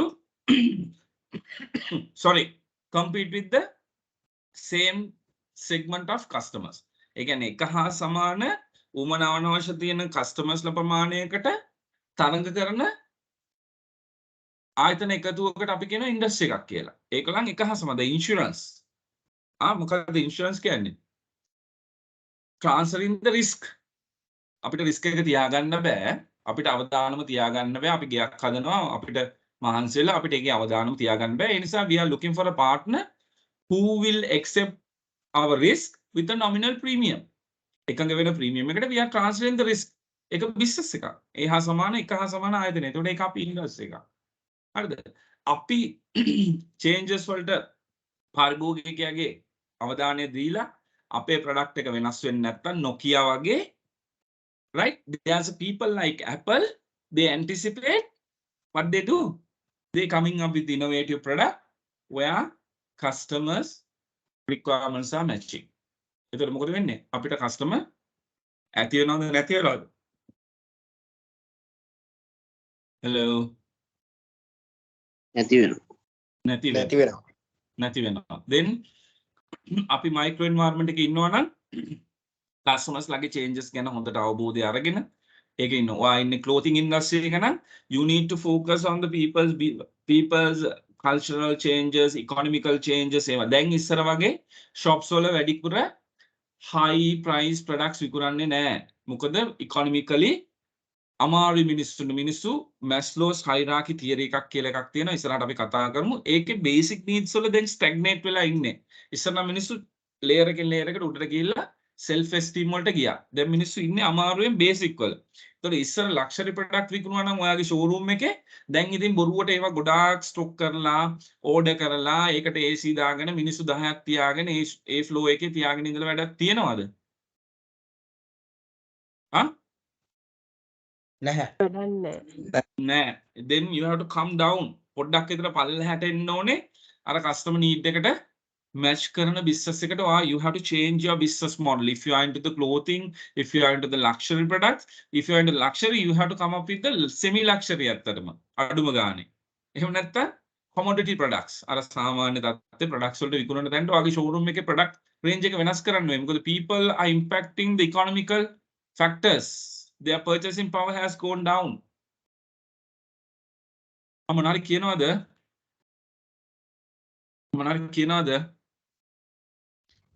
ඔව් එහෙනම්. Okay. ඇහෙනවා සහ මම කියන දේ ඔලුවට යනවානේ. ඔව් අනිවාර්යයෙන්. Right, macro factors ඔක්කොම technologically බලන්න අපි කතා කරපු උදාහරණේ during the COVID period. People want to get their food and needs, but they can't visit. There was a restriction. There was a legal factor imposed. We need to have our basics. Keels came up with the door-to-door delivery with online facility. අනිත් අය එන්න ඉස්සෙල්ලා කී අනිත් කාගිල්ස් අරවා එයාගේ industry කම්පිටිටර්ස් එන්න ඉස්සෙල්ලා keels is the people who came up with that innovative, right? You order, we deliver. එතකොට මේ ඔක්කොම factors impact වෙන එක macro factors ගැන ඔයා අවධානයෙන් ඉන්නකොට you can understand what's the impact to the customer. ඔයාගේ business එකට impact වෙන විදිය වෙනස් වෙන්න පුළුවන් තව industry එකේ ඉන්න කෙනෙකුට වඩා.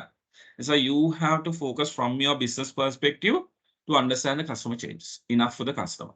Then competitor. Competitors again අවධානයෙන් ඉන්න එක වැදගත්ද? Yes. කොහොමද? Yes, we have to. Tell me more. We must be careful about their moves and next step. Yes, certainly.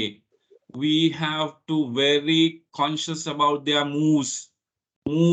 Yani කොහෙටද යන්නේ, what they are trying to do, what is their strategy, right?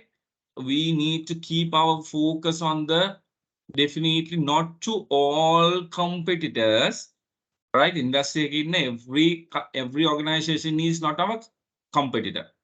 Competitor තමයි.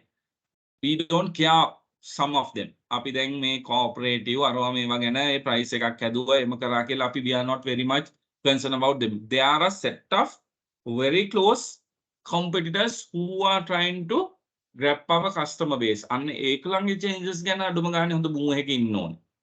What is their strategy? ඒක ගැන පොඩි අවබෝධයක් දෙන්න ඕනේ.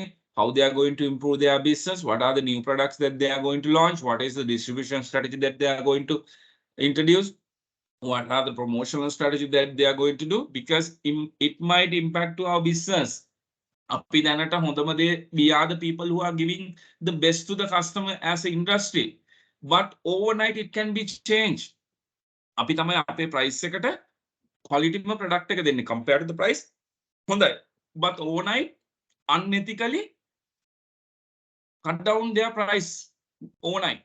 Then people might think රුපියල් 100ට ඒක ඒ වෙලාවේ වටිනවා. මොකද අතන 95යි රුපියල් 5ක් දීලා මෙයාගේ product එක ගත්ත එක it's worthy paying 5 rupees and getting this product at that time. But now difference he has come down to the 80 rupees. But 20 rupees වැඩියෙන් දීලා ගන්න තරම් worthy නෑ මේක. Then we have better to move into this product. Operation strategy ඒ දේවල් ගැන අපි competitors ලගේ activities ගැන අපි අවධානයෙන් ඉන්න ඕනේ. අවධානයෙන් ඉඳලා according to that all the time please understand. මම හිතනවා මේක මම යුතුයකමක් එක පැත්තකින් මේකේ lecture වලදීට කියන්න. Every time we are not going to match with the competitors activities. ඒක අපි තව පොඩ්ඩක් මේ පාඩමේ මේ පල්ලෙහාදී මම ඒක තේරුම් කරලා දෙන්න. මොකද every and each organization having their unique direction, objective or vision.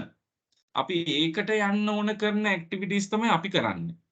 Other company might have a different objective, but in order to drive their organization with their direction, they have to do something different.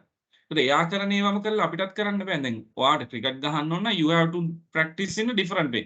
If somebody wants to be a musician, he have a different practices, methods, techniques. එතකොට musician cricket practice කරලා හරියන්නේ නැහැ. cricket practice musician වෙන්න ඕන කියලා cricket practice කරලා අතරේ මාරු කරලා හරියන්නේ නැහැ. So අපි ඒක කතා කරමු marketing planning වල අර මේ ටිකක් deeply. හරි? එනිසා we are not going to match with each and every activity what they are doing, but we need to focus on their activities. We need to keep our eyes and ears open, right? ඒකේ අපි අවශ්‍ය දෙයට approach වෙන්න ඕනේ. එහෙම නැත්නම් අපි industry එකේ වෙන්නේ මොනවද කියලා අවබෝධයක් නැත්නම් අපි ඔකට කියනවා marketing intelligence. You need to have the marketing intelligence within your region, within your branch area, right? What is your market potential? අපි හිතමු දැන් නිකන් උදාහරණ මම දන්නේ නැහැ මෙතන ඉන්නව නැද්ද කියලා goal branch head ඉන්නවා. Then goal branch head should have the goal market size, market potential. So how the compositions of the market share. අපිට කීයද selling කෝ කීයද මෙයා කීයද මේක, right? We need to have that understanding. හරිද? ඊට පස්සේ අපි ටික ටික තමයි ගහන්නේ. කාටද ගහන්නේ? අපේ ස්ට්‍රෙන්ත් එක පාවිච්චි කරලා දුර්වල කෙනාට තමයි ගහන්නේ. අපි ගිහිල්ලා හැප්පෙන්නේ නැහැ ශක්තිවන්තයාට. ස්ට්‍රැටජි. මොකද්ද ස්ට්‍රැටජි කියන්නේ? මොකද්ද ස්ට්‍රැටජි කියන්නේ? I'm going to share all the things what I have learned with a lot of sacrifices, right? කිසිම මේකක් නැතුව බෝස් කරනවා නෙමෙයි ක්‍රමෝපාය. ආයි හොඳයි. උත්තරේ ගොඩක් ස්තුතියි. ඉංග්‍රීසි සිංහලට පරිවර්තනය වෙයි තියෙන්නේ. right. එතකොට ක්‍රමෝපාය කියන්නේ මොකද්ද?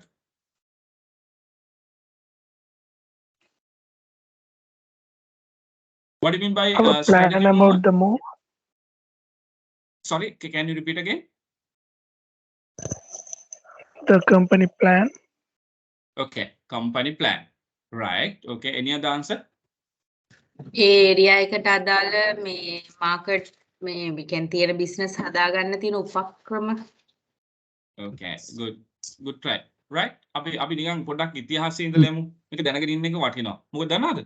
So marketeersලාට පුංචි දේවල් තියෙනවා. marketeersලාට කියනවා ඉඳලා හිටලා ඔයාගේ හක් ගෙඩිය පිමින්න ඕනේ. එහෙම ඔයාගේ හක් ගෙඩිය පිම්බෙ නැත්නම් ඒක මිනිස්සු පඩික්කමකට ගන්නවා. ඒ කියන්නේ මාකටිය කෙනෙක් වුණාම ඉඳලා හිටලා පොඩ්ඩක් පෙන්වන්න ඕනේ ෂෝ එක දාලා මටත් මාකටින් පුළුවන් මමත් ටිකක් සබ්ජෙක්ට් එක දන්නවා කියලා ඉඳලා හිටලා තැනක දෙහික දාලා පෙන්වන්න. එහෙම නැත්නම් මිනිස්සු ඒක හක් ගෙඩියක් නෙමෙයි කියලා හිතලා පිමින්න බෑ කියලා හිතලා පඩික්කමට ගන්නවලු. ඒ නිසා ඔයගොල්ලෝ ඉඳලා හිටලා හරි තැනදී අර බෞද්ධ දර්ශනයේ තියෙන වගේ ඇත්ත උනත් කියන්න එපා කියලා තියෙන තැන් තියෙනවනේ. ඒ වගේ තැන්වල කතා කරන්න එපා. හරි තැනදී කතා කරන්න. right? ස්ට්‍රැටජි කියන වචනේ ගොඩක් වචන ලෝකේ ඇවිල්ලා තියෙන ලතින් භාෂාවෙන්නේ. ලතින්. right? strategize කියන ලතින් භාෂාවෙන් තමයි ඔක උප්පත්ති ඇවිල්ලා තියෙන්නේ. so strategy කියන වචනේ strategize කියන ලතින් භාෂාවට ඇවිල්ලා තියෙන්නේ ලෝකෙ තියෙන යුද්ධ කාලෙදී. right? ලෝක යුද්ධ කාලෙදී යුද්ධ කරන්න කොහොමද සැලසුම් කරන්නේ? ඒකට යුද හමුදාපති කෙනෙක් යුද්ධ කරන්න සැලසුම් කරනකොට ඒකොලන් හිතපු විදිහ තමයි මේ strategize කියලා වචනයකට පෙරලලා දෙන්නේ. කොහොමද? අපිට කියන්නේ you have to think from the enemy's mind, you have to look at from the enemy's eyes. You have to think from the enemy's mind, you have to look from the enemy's eyes. That is what we call strategize. strategy එකක් කියලා කියන්නේ සතුරාගේ මනසින් සිතනු සතුරාගේ ඇසින් දකිනු. ඒතර අපි යම්කිසි උපක්‍රමයක් හදනකොට අපේ කම්පැනි එකේ ශක්තියින් ගැන විතරක් බලලා අපිට ඕන තැන විතරක් බලලා හදලා අපිට යන්න රෝසි රූට් එකක් හදලා අනිත් මිනිස්සු පාරෙන් අයින් වෙලා බයිසිකල් රේස් පදිනකොට ට්‍රැෆික් පොලිසියෙන් අපිව අරන් යනවා අයින් වෙන්න කියලා අයින් කරලා දෙන්නේ නැහැ. right? Are you getting such opportunity once you drive your life to the objective? එහෙම එනවද? අර පොලිසියෙන් එනවා වගේ බයිසිකල් රේස් එකකට ඉස්සරහින් අයින් වෙන්න අපේ ගමේ රේස් එක අවුරුදු බක් මහා උලෙල කියලා එනවා එන්නේ නැහැ. right? We might not get such rosy routes. එතකොට තව ඉන්නවා ඒකට එහෙම මෙන් ප්‍රශ්න ඇති කරන්න පුළුවන් අපි කියන තරඟකරුවෝ. එතකොට තරඟකරුවෝ මොන වගේ දේවල් කරයිද? ඒ දේවල් වලට මට කොහොමද දැන් මේකේ ඇති ස්පෝර්ට්ස් කරපු අය ගර්ල්ස්ලා බොයිස්ලා ඔක්කොම ඔයගොල්ලන් first 11 size එකට ක්‍රිකට් ගහනකොට නැත්නම් රග සෙල්ලම් කරා නම් before you all are going for a match කොහොමද වගේ classroom teaching දෙන්නේ? practice ground කරලා ඇවිල්ලා classroom එක යනවා. අපි ගහන්නේ මෙන්න මේ ඉස්කෝලෙත් එක්ක. මේ ඉස්කෝලේ opening ball මෙන්න මෙයා. මෙන්න මෙයාගේ bowling වල strength එක මෙතන මිනිහා මෙතෙන්ට දානවා. bouncer එක දානවා ඔලුවටම. right? අපිට කියලා දෙන එයාගේ strength ටික. right? ඒකෙන් අපි බේරෙන්න ඕනේ. එතකොට opening batsman ලට කියනවා මේ පළවෙනි overs පහේ වැඩ දාන්න යන්න එපා. අර භාෂාවෙම සර්ලා කියන්නේ ඔබලා ලොකු මිනිස්සු වෙන්න යන්න එපා. බේරිලා ඉඳපන් පළවෙනි බෝල overs 5 10 බෝලේ පොඩ්ඩක් පරන වෙනකන්. ඊට පස්සේ උගේ බෝලේ බවුන්ස් වෙන්නේ නැහැ. හරිද? ඒගොල්ලන්ගේ ස්ට්‍රෙන්ත් ටික කියනවා අපිට ඒකෙන් අපි කොහොමද බේරිලා ඉන්නේ අපිට ගැහුවා. ඊට පස්සේ ඒගොල්ලන්ගේ වීක්නස් ටික අඳුරගෙන කියනවා right. ඒගොල්ලන්ගේ ඕපනින් බැට්ස්මන් එනවා. ඌ මෙතෙන්ට දැම්මොත් නම් එළියට ගහනවා පුතේ. හැබැයි මෙන්න මේ පැත්තේ ඌ වීක්. ඒතර අපිට කවුද මේ වීක් එක ගන්න පුළුවන් බෝලේ ආරයි. මෙන්න මේ වෙලාවට ටක් ගාලා මෙන්න මෙයාව ගෙනල්ලා බෝල් කරවපන්. එහෙමනේ. දැකලා තියෙනවා. සමහර බැට්ස්මන් ලාපුවම ටක් ගාලා අපේ මුත්තයියා විශ්සර ගේන්නේ. රේට් කරනවා. sorry. රේට් කරනවා. yes. right.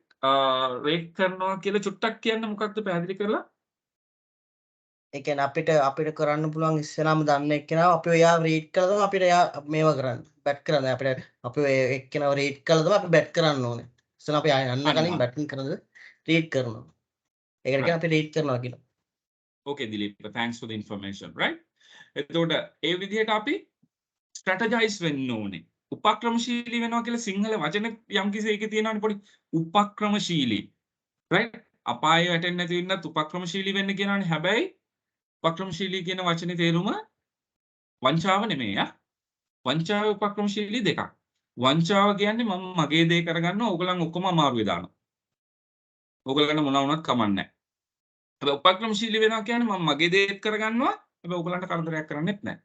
Marketer should be a strategic person who can get things done at the time that you wanted to get it. පිනිවල් එක තියෙන්නේ ලබන මාසේ 5 වෙනිදා තමයි. ඔයාලට මේ මාසේ ඕන නම් ඒක හිමීට කරගන්න විදිහක් තියෙනවා. හැබැයි long term relationship එකට disturb වෙන්න බෑ.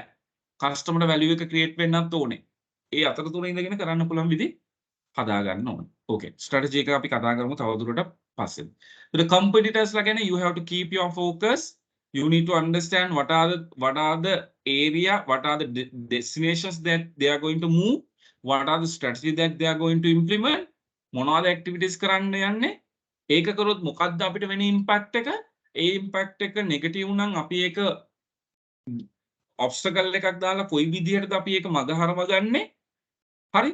හැබැයි එයාගේ මොකක් හරි වීක්නස් එකක්, චේන්ජ් එකක් නිසා වීක්නස් එකක් වෙනවා නම් අපි කොහොමද මේ ඔපචුනිටි එක ඉන්ඩස්ට්‍රි එකේ කැප්චර් කරන්නේ. දැන් මැක්‍රෝ එන්වයරන්මන්ට් එකේ වෙන හැමදේම අපි හැමෝටම ඉන්ඩස්ට්‍රි එකට බලපාන. එතකොට ඉකොනොමි එකේ වෙන වෙනස්කම් අනිත් කම්පැනිස් වලට ලොකුවට බලපානකොට සමහරට අපිට ලොකු ෆයිනෑන්ෂියල් ස්ට්‍රෙන්ත් එකක් තියෙන කම්පැනි එකක් අපිට පුළුවන් ඉන්ඩස්ට්‍රි එකේ තියෙන තව ලොකු කම්පැනි එකක් ගන්න. හරිද? ඒතර මැක්‍රෝ එන්වයරන්මන්ට් එකේ ෆැක්ටර්ස් වෙනස් වෙනකොට ඉන්ඩස්ට්‍රි එක ඇතුලේ හැමෝටම බලපානවා. එතකොට අපිට අයිඩියා එකක් තියෙනවනේ එක එක කම්පැනිස් වලට කොහොමද යම් ප්‍රමාණයකට බලපාන්නේ. බලපාන දේවල් ඒගොල්ලන්ට අවස්ථාවක්ද? ඒ අවස්ථාව අපිටත් තියෙනවා නම් අපි කොහොමද වෙලස්සනින් ගන්නෙ? ඒගොල්ලන්ටත් තියෙන ප්‍රශ්නේ අපිටත් තියෙනවා නම් අපිට ඒගොල්ලන්ට තරම් එන්නේ නැති වෙන්න what are the things that you need to do within your organization කියලා අපි බලන්න ඕනේ. Am I giving clear picture to you all? Yes. Yes. Okay. Right. Then suppliers. Suppliers can. Suppliers. Any organization is facing a resource constraint. Resource constraint එකකට ලෝකේ තියෙන ඕනම blue chip company එකකුත් මූණ දෙනවලු. Right? Any organization doesn't have all the things what they need to produce the product and services what they wanted to give it to the customer. ඒ කියන්නේ company එකකට නැහැ තමන් නිෂ්පාදනය කරන product එක හරි service එක හරි නිෂ්පාදනය කරන්න අවශ්‍ය කරන සියලුම සම්පත් තමුන් සතුව නැහැ. ලෝකේ කිසිම company එකකට නැහැ. company එකක තියෙන resources අපි M5 කියලා ගන්නවා. මේ පාඩමේ තියෙන පල්ලෙදි කතා කරමු. money, minutes, men, right? Materials තව එකක් තියෙනවා slide එක දැක්කම මතක් වෙයි. money සල්ලි, men's කියන්නේ workers ලා, employees ලා, minutes කියන්නේ කාලය, material කියන්නේ අමුද්‍රව්‍ය, තව එකක් තියෙනවා. M වලින් පටන් ගන්න. right? ඔන්න ඔය ටික අසීමිතව කොහොමත් නැහැ. සල්ලි තියෙනකොට මිනිස්සු නැහැ වැඩ කරන්න ඕනේ. වැඩ කරන්න ඉන්න මිනිස්සු ඉන්නකොට expand කරන්න සල්ලි නැහැ. සල්ලි මිනිස්සු ඉන්නකොට අවශ්‍ය තරම් අනවශ්‍ය තරම් කාලේ නැහැ. පැය 24යි තියෙන්නේ. පැය 24ම වැඩ කරත් එච්චරයි වැඩ කරන්න පුළුවන්. ඒ ඔක්කොම තියෙනකොට අවශ්‍ය කරන material නැති වෙන්න පුළුවන්. ඒ කොහේ හරි තැනක resource constraint එකක් තියෙනවා. ඒ නිසා if you are into the business, you need to get connect with the right suppliers, right people. එහෙම නැත්නම් අපි උකට එකක් strategic level එකේ කියනවා you need to connect with the right supply chain. Supply chain. ඒ කියන්නේ අපිට අවශ්‍ය product එක දෙන්න පුළුවන් අයත් එක්ක අපි සම්බන්ධ වෙනවා. ඒකට කියනවා supply chain එක කියලා. ඒතකොට suppliers කියන්නේ ඒගොල්ලන් තමයි. අපි motor insurance business එකේ ඉන්නේ අපිට නෑ අපේ customers ගේ වාහන accident වුණාම හදලා දෙන්න garage. Then we have a link with the people who have their own garages. We don't have the spare parts where we can supply to the customer, but we have a connect with the spare parts suppliers. We don't have the technical team, enough technical team in order to send to the accident location. We have a connect with the freelance outsiders. That's the supply chain. That's the suppliers who involve with us to give the promised service to the customer. අපි promise වෙන service එක දෙන්න ඕන කරන කණ්ඩායම. අපි ඉස්සරහට ටික ටික ලොකු දේවල් කතා කරමු. දැන් ටිකක් සිම්ප්ලි යමු. අපේ කම්පිටිටිව් ඇඩ්වාන්ටේජ් එක මොකද්ද? ඒක දෙන්න ඕන කරන සප්ලයර්ස් තමයි ඕනේ. හැම සප්ලයර්ම අපි බදාගෙන වැඩක් නැහැ. අපි පොරොන්දු වෙන සර්විස් එක දෙන්න පුළුවන් කස්ටමර්ස් තමයි සර්විස් පාර්ට්නර්ස් තමයි හොයාගන්න ඕනේ. ඒක අපි මාකටිං ප්ලෑන් වලදී ටික ටික කතා කරමු. පොතේ නැති වුණත් දැනගන්න එක වටිනවා. right? So we need to connect with the suppliers. හැබැයි ප්‍රශ්නේ තියෙන්නේ supplier also one person who is living in this marketing environment. මේ macro environment එක ඇතුළේ ඉන්න තවත් පාර්ශවයක්. He also impact in the macro environment factors. Political, economical, social, ethical, legal, environmental ඔය කියන factors ඔක්කොම එයාටත් impact වෙනවා. impact වෙන මොකද වෙන්නේ? සමහර වෙලාවට ඔයාගේ motor spare parts supply කියනවා අනේ sorry now we can't give it to the same price what we have given to you. දැන් ඔන්න මොකද වෙන්නේ? ප්‍රශ්නය. ගරාජ් එක කියනවා එදා ගන්නට වාහනේ හදන්න බෑ කියලා. If you are into a manufacturing industry, if you are into a clothing industry, ඔයා ඇඳුමක් මැහුවා රුපියල් 1000කට ඔයා බඩු මුට්ටු ගත්තා, buttons ගත්තා, shippers ගත්තා, you have purchased shippers, buttons, materials and all the things you have given to somebody to finish that good. You are paying some money. Your final product cost is 800 rupees that you are selling at 1000. But now, due to the restriction, import restrictions and the exchange rate fluctuations, the import price has gone up. Then you can't manufacture the product at the same price, at the same cost. It has been gone up. Well, then දෙදහව. ඔයාගේ product එක 2000ට දානකොට සමහර ලාට market එකේ ඔයාගේම ඉන්නවා ඊට වඩා low price එකේ. What you should do? මොකද කරන්නේ? මොකද කරන්නේ?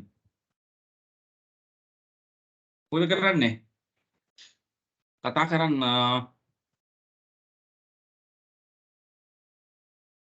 Hello, මොකද කරන්නේ? කඩේ වහලා ගෙදර යනවද? You are going to close your business? Blame to everybody, blame into the politicians from කවුද? William Gopala to Ranil Wickramasinghe. William Gopala කවුද? William Gopala? Hello, Miss Sanduni Divyanjali. කවුද William Gopala? President 1972 president. Okay, he is the first president in Sri Lanka නේද? ලංකාවේ පළවෙනි ජනාධිපති නේද? ඔව්. Okay. Oh, Right? Okay, William Gopala. එයාගේ ඉඳලා අද වෙනකල් ඉන්නේ උන්ට බැන බැන ඉන්නවද? මොකද කරන්නේ? What you are going to do? මොකද කරන්නේ? Then you need to look at the ways and means how you can survive your business. කොහොමද කරන්නේ? There are some ways. හරිද? එකක් තමයි ඔයා import කරලා නම් ඇඳුම් ඇහුවේ materials ගෙනාවේ. You need to look at whether you are in a position to start an operation in locally. ඔයා 100ක් ගෙනාව නම් 100ම හදන්න බැරුව ඇති ලංකාවේ ඇතුලේ. 100ක් ගෙනාව නම් 50ක් හදාගෙන ලංකාවේ ඇතුලේ 50ක් පුළුවන් ද කරන්න. අපි හිතමුකෝ ඔයා උදළු ගෙනාවේ. විකුණන්න. උදළු දැන් import tax එක වැඩි. ගෙනාලා විකුණනකොට. right. හැබැයි මාකට් එකේ තියෙන demand එකට ලංකාවේ හදලා එකපාරට විකුණන්න බෑ. ලංකාවේ you are not in a position to cater to the demand with the local manufacture production capacity. හරිද? ලංකාවේ manufacture capacity එකත් එක්ක බෑ කරන්න.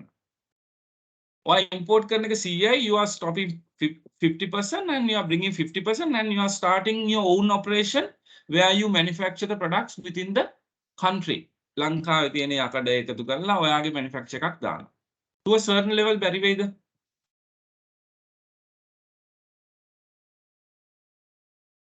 Hello?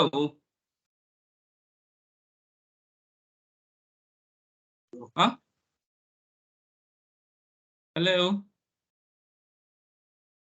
Hello? කතා කරන්නකෝ. මම ඇහෙනවද? පුළුවන්. පුළුවන්. right? To a certain level පුළුවන්. හරිද? එහෙම කරන්න එක විදිහක් ඒ විදිහට අපිට බලන්න පුළුවන්. right? ටික ටික අපිට ඕන නම් ඒ විදිහට improve කරන්න පුළුවන්. අපිට locally manufacture කරන්න පුළුවන් නම් අපිට ඒ විදිහට හදන්න පුළුවන්. එතකොට අර tax වල තියෙන issue එක නැත්නම් currency exchange rate එකේ issue එක නැහැ. දැන් ඇත්තටම එකම industry එකේ ඉන්නවා. අපි හිතමුකෝ ඔය කියන උදාහරණෙම උදුළුමයි. කට්ටියක් ඉන්න උදුළු හදන්නේ ලංකාවේ. right? okay. give me a second. ලංකාවේ කට්ටියක් ඉන්නේ import කරලා. ඒ දවස්වල they are bringing products from the China at a lower price. එයා විකුණන රුපියල් 2000ට ලංකාවේ හදන කෙනා 2500යි. මොකද ලංකාවේ අමාරුයි cost එක. manufacture අපේ labor charges අරවා මේවා අපිට economy of scale එකේ opportunity එක හම්බෙන්නේ නැහැ ලංකාවේ පොඩි ප්‍රමාණයක් හදනකොට. ඒ නිසා අපේ price එක වැඩි China වලින් ගේනකොට අඩුයි. ඒ නිසා China ගෙනාපු කට්ටිය market එක capture කරන් ඉතින්. Suddenly increase the tax rates for the import items. ඒකට China වල product එක දැන් යනවා 3000ට. හැබැයි අපේ product එක තාම අර range එකේ තියෙනවා. එතකොට අපිට මොකද වෙන්නේ? අපිට එතනදී වාසියක් අපිට එතනදී තියෙනවා. supply කෙනෙකුටත් අර කියපු macro environment එක බලපානවා නම් there are some different ways that you can look at. අපි කිව්වේ supply ගෙන් products ගාගෙන ඔයාට කරන්න ගියාම ධනම් වැඩි නම් ඔයාට ඔයාගේ ඔපරේෂන් එකක් පටන් ගන්නවාද කියලා බලන්න පුළුවන්. එකක්. ඔයාගේ dependency එක අඩු කරන්න. try to minimize your dependency on the suppliers. මොකද එයාගේ opportunities ආවොත් වෙන කෙනෙක් අඩුවට වැඩියට ඉල්ලුවොත් sometimes they might move into a different partner. ඔයාට business එක දෙන එකක් නැහැ. ඔයාට supply කරන එකක් නැහැ. ඔයා 100ට ගද්දි කවුරු හරි කිව්වොත් 125 දෙන්න මට දෙන්න කියලා unethical business practice එකක් කරන්න they have a intention to kill your business. ඒ නිසා බොරුවට හරි සල්ලි දීලා අතනින් ගන්නවා කියලා ඔයා ඉවරයි. ඒ නිසා dependency අඩු කරන්න you try to start your own business. එහෙම නැත්නම් lock corporates කරනවා Keels.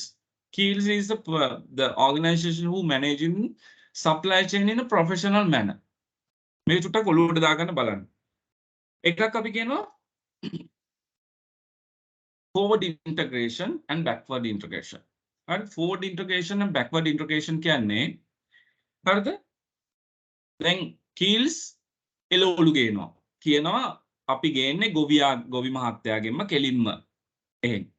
යාර අතරමැදියෙක් නැහැ. they cut down the intermediate. මොකද intermediate කියලා කියන්නේ cost එකක්.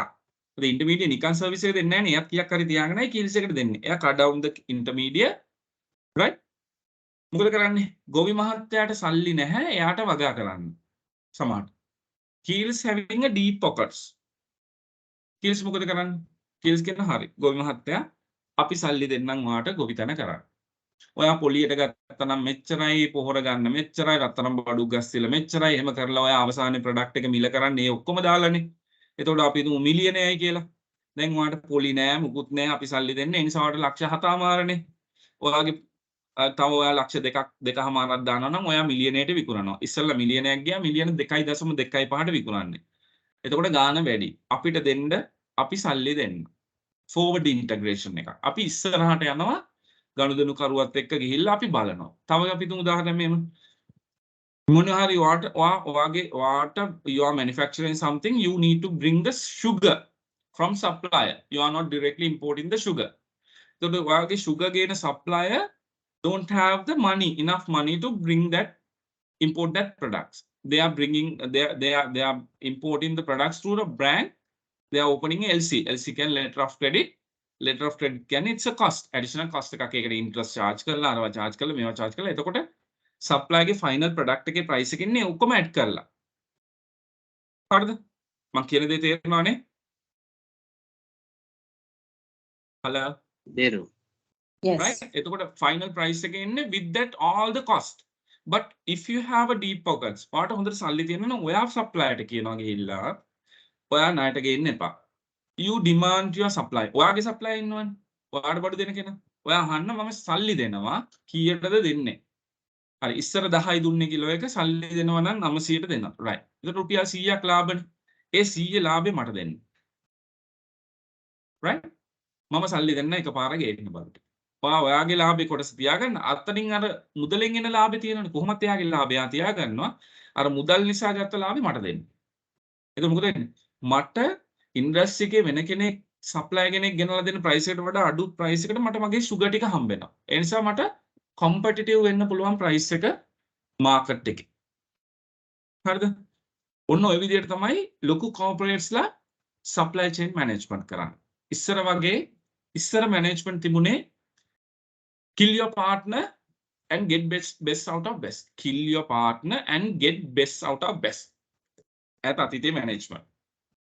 හැබැයි දැන් කරන්නේ extend support your partner and share values. පුළුවන් දේ උදව් කරන්න. එයාට සල්ලි නැත්තම් බලන්න. එයා වෙනුවෙන් සල්ලි ඔයාලට තියෙනවා නම් එයා පොලි ගෙවනවා නම් කතා කරලා එග්‍රි වෙලා දෙන්න එයාට දීලා බරු ටික ගෙනන්න. ඒකේ profit එක එක්ක share කරගන්න එක්ක ඔයා enjoy කරන්න එයාට පාඩුවක් නොවෙන්න. Don't try to kill your partner and make a profit. මොකද ඔයාගේ partner නැති වුණොත් sometimes we might think that අයියෝ එයා නැත්තම් වෙන කෙනෙක් හොයාගන්න ඕනේ. It's taking long time to build the relationship with the partners. එතකොට අමාරුයි. Trust එක නැහැ. Credit දෙන්නේ නැහැ. Right? Trust එක නැහැ. Credit දෙන්නේ නැහැ.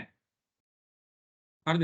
දැන් අපි supplier කෙනෙක් නම් අපිත් එක්ක කාලයක් අවුරුදු ගාණක් වැඩ කරා නම් දැන් අපේ garages අපේ customers වලට ලියුමට release කරනවා. ඒ අපේ panel garages. හැබැයි හැම garage එකක්ම Fairfax global company එකකට letter එකකට දෙනවද? වාහන දෙනවද? release කරනවද? මොකට ඉන්නවනේ දෙන්නේ නැහැ.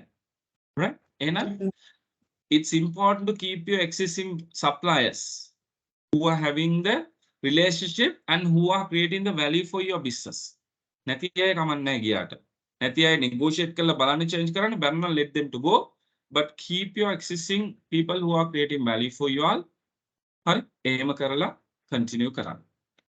suppliers ලාගේ විදියට manage කරන්න ඕනේ. suppliers ලාගේ වෙන වෙනස්කම් ගැන අවබෝධයෙන් ඉන්න ඕනේ. macro factors ඒගොල්ලන්ටත් බලපානවා කියලා ඔයා analyze කරලා බලන්න ඕනේ. හරිද? කර ඔයා සමහරට ඔයාගේ supplier අඳුරගන්න ඉස්සෙල්ලා එයාගේ ප්‍රශ්නේ ඔයා අඳුරගෙන එයාත් එක්ක කතා කරලා එයාට ප්‍රශ්නයක් වෙලා වැටෙන්න ඉස්සෙල්ලා ඔයා උදව් කරලා retain කරගෙන යන තැනට අපි drive වෙන්න ඕනේ if you are a marketing oriented organization. මම මොනවාරි කියනවද? ඔව්. right clear ද මම කියන දේ? පැහැදිලි. okay පැහැදිලි. right okay ඇහෙනවා වගේම මට ඕනේ clear ද මම කියන දේ පැහැදිලිද කියලා. right then marketing intermediaries again same suppliers like suppliers.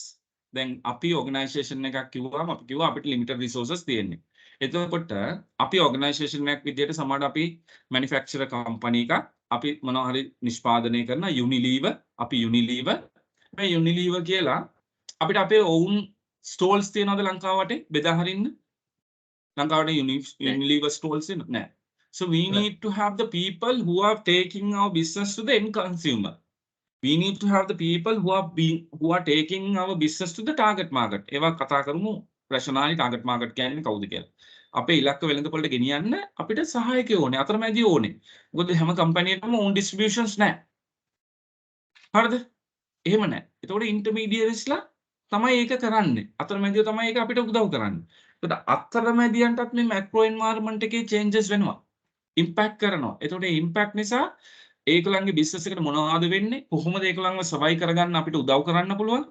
සමහරවිට අපි හිතමු ඒගොල්ලන්ට impact එක දැන් ඒගොල්ලන්ගේ rent වැඩි වෙලා, electricity bill වැඩි වෙලා, ඔක්කොම වැඩි වුණාම මොකද වෙන්නේ? their profit margins going to be thin, very thin. මෙච්චර තිබුණ එක මෙච්චර අඩු වෙන්න යනවා. ඒතකොට අපිත් තව අනේ අපිත් cost උත් මේවා වෙලා එහෙම කියලා අපිත් තව අඩු කරොත් මොකද වෙන්නේ? මිනිහා ඒ business එක වහලා දාලා යයි. ඒතකොට අපි හිතයි ආගේ කමන්නේ ඔය යනවා නම් මම වෙන කවුරු හරි develop කරනවා. It's not easy. හරිද? මොකද අර රිලේෂන්ෂිප් එක ඔයාගේ බිස්නස් අන්ඩර්ස්ටෑන්ඩින් එක මියුචුවල් අන්ඩර්ස්ටෑන්ඩින් එක ඔයාගේ ප්‍රොඩක්ට් එක ගැන තියෙන know how එක ඒ ඔක්කොම අනිත් කෙනාට දෙන්න කාලයක් යයි. නිසා look at the ways that you can help them to survive their business intermediaries like and බලන්න competitors ලා ඔයා distribute කරනවා Pears baby ශර්මිත් ඉන්නවා. එයාත් එනවා ඔයාගේ ඒජන්ට් ගාවට. ඒජන්ට් කියනවා ඔයාට Pears baby කීයද දෙන්නේ? කැටේකින් රුපියල් 500යි. මං 7ක් දෙන්න. මොකද කියන්නේ? ඔයාගේ business එක අයින් කරලා මගේ business එක ගන්නවද? It's a huge market for baby products. අපි හිතමුකෝ වැඩියෙන්ම ලංකාවේ baby products යන පැත්ත ගැන බස් ආයේ බලලා තමයි දෙන්නේ. නේද? වැඩියෙන්ම දරුවෝ හදන තාත්තලා ඉන්නේ බස් ආයේ බලලානේ. ඒ පැත්තේ කියලා හිතමුකෝ ඒ පැත්තේ ඉන්න හොඳම agent. Agent කියනවා right. Why you are happy with the 5%? We will give it 7%. අපි ඒකට ගමු. අයින් කරන්න. If you have not good relationship with them, intermediate might move into another partner where you lose your market. ඒකට ඔයාලට තව කෙනෙක් හදන්න අමාරු. ඒ නිසා intermediaries සත් එක්ක හොඳ relationship එකක් understanding එකක් ඒත් එක්ක vice versa exchange කරගන්න ඕනේ ඔයගලන්ගේ තියෙන resources ඔයාගාව සල්ලි තියෙනවා නම් අර කිව්වා වගේ mutually එක්ක agree වෙලා legally එයාට දෙන්න පුළුවන් support එකක් දෙන්න ඕනේ එයාගේ business එක survive කරගෙන යන්න පුළුවන් තරම් ඒවා කරන්න you need to connect with them very closely ඒ නිසා තමයි intermediaries ලා suppliers ලා ගෙනල්ලා get togethers තියලා වාගේ senior management ඇවිල්ලා senior management ඉඳලා හින්දලා that your senior management is visiting them in order to build the relationship in order to listen to their problems ඒවා දීලා senior management එක ගෙනිහිලා management එකට පුළුවන් දේවල් කරලා ඒ වගේ වෙලාවට තමයි හරි අපි fridge එකක් දෙන්නම් free අපි කරන් බිලෙන් 50% fridge එකට යන එකෙන් ගෙවන්නම් කොකා කොලා එහෙම කරනව නේද හා ඔව් දෙනවා කොකා කොලා fridge එකක් දැම්මොත් කොකා කොලා fridge එකේ යන electricity bill එක හරි 50% හරි ඒ sale එක මත දෙනවා that's why they're trying to help them to survive their business එහෙම නැත්නම් අපි අපේ කොටස විතරක් කරගෙන නම් ඉන්නේ it's difficult to survive in this industry. We need to look at every business partners. හැම කෙනාම බලන්න අපේ value එකක් create වෙන්න ඕනේ අපිටත් value එකක් create වෙන්න ඕනේ. අපි බලන්න ඕනේ එයාගේ ප්‍රශ්නේ අපේ ප්‍රශ්නයක් වෙනවා කියන එක අපි හිතන්න ඕනේ. අර අපි empathy කියලා අපිට කියන්නේ අපේ company එකේ බලන්න කියලා. ඒ වගේ empathy. ඒ විදිහට බලන්න. ඒක නිසා තමයි අපි get togethers තියන්නේ. වයසක ඔය ඉන්න කඩවල් වල අංකල්ලා අරේ මේ ගෙනල්ලා බැංකොක් යනවා යවනවා අරේ මේ කොහොමද මාසෙක විතර ඉඳලා කට කනේ තියාගෙන hina වෙලා ඇන්කර් ගන්න නැහැ ඊට පස්සේ නෙස්ප්‍රේ විතර අපි නෙස්ප්‍රේ න ඒ කිව්ව දවස්වල ඇන්කර් දාන්නේ නැහැ ඇන්කර් ඕනේ නැහැ නෙස්ප්‍රේ විතරක් දාන්න නැත්නම් ඇන්කර් නම් දෙන්නේ නෙස්ප්‍රේ ලක්ෂ්පේ ගේන්න එපා ඕනේ නැහැ ඇන්කර් විතර ස්ටිකර් ගාලා බෝඩ් ගාලා පිරිසිදු කරලා ඇන්කර් තමයි දිගටම මරන්නේ hey we have built the relationship අපි කියලා දෙන්න හරි වාව ලවණ මාසේ බැංකොක් යවනවා මෙච්චරක් විකුණලා දෙන්න අපිට that's how we are building relationship එනිසා එකක් focus එක තියන් ඉන්න ඕනේ macro factors ඒගොල්ලන්ට impact කරනවා sometimes they might not clear understanding about the clear about those areas ඒ ගැන පුංචි පුංචි පුදුලාලට දැනෙන්නේ නැති වෙන්න පුළුවන් හැබැයි ඕකලම් marketing oriented නම් ඕකලම් comprehensive picture එකක් තියාගන්න ඕනේ ඕකලන්ගේ connection parties වලට මොකද වෙන්නේ යන්නේ එහෙම වුණොත් මොකද වෙන්නේ යන්නේ garages වලට මොකද වෙන්නේ යන්නේ import කරන partners වලට මොකද වෙන්නේ යන්නේ technical කට්ටියට මොකද යන්නේ petrol cost එක impact එක වෙන්නේ කොහොමද you need to analyze it then you need to come up with a solution your customer internal customer එක පැත්තකින් යන්නේ not the external customer ඒතකොට internal customer ට internal marketing කරලා ඉන්න ඕනේ කියලා කිව්වනේ first chapter එකේදී අන්න ඒ කියන දේවල් ටික අපි කරා clear the Oh. Right. Okay. Right. Then finally, public. What do you mean by public? It's like social marketing environment. Sorry, social marketing concept. Marketing environment. Social marketing concept. There are a set of people who are not directly involved into the business. Not directly, they are not involved into the business, but they have the very powerful influencing power where they can stop your business. තුන්වෙනි පාර්ශ්ව මහා ජනතාව directly important impact කරන්නේ ඔයාගේ සම්බන්ධ වෙන්නේ නැහැ සමහරට ඔයාගේ product එක baby shermi hari baby product එතකොට ඔයා manufacturer ඔයාගේ suppliers ලා ඉන්නවා ඒකට අවශ්‍ය manufacture materials supply කරන ඔයාගේ intermediaries ලා ඉන්නවා කඩ මුදලාල්ලා අර මේ බෙදා හරින right ඔයාගේ customers ලා ඉන්නවා that is your business but public මහා ජනතාව ඔයාගේ ප්‍රොඩක්ට් එක ගන්නෙත් නෑ ළමයිනුත් නෑ ඒගොල්ලන්ගේ පවුල් වල දැන් ඔක්කොම ලොකු මහත් වෙලා ඒ බේබි ෂර්මි ගාන කාලේ නෙමෙයි දැන් ඉන්නේ ලක්ස් රෙක්සෝන ගාන කාලේ ඒගොල්ලන් ඔයගොල්ලන්ගේ කස්ටමර්ස් නෙමෙයි හැබැයි ඔයගොල්ලන් අන්එතිකල් ප්‍රැක්ටිස් එකක් කරනවා රයිට් ඒගොල්ලන්ට දැනෙනවා ඔයගොල්ලන් දෙනවා ළමයිගේ ඇඟට හොඳ නැති තෙලක් දාලා තමයි you are manufacturing a soap by using very harmful oil to the baby's skin සමහර වගේ customer base එකේ ඒක දන්නේ නැහැ public aware about it. ඒගොල්ලන්ට පුළුවන් influence කරන්න වාට. That they are doing unethical business practice, don't do it. ඒගොල්ලන්ට පුළුවන් සමහරට එයා he might not buy your product, but එයා කොහේ හරි තැනක දැකලා post එකක් දාන්න පුළුවන්. Social network එක.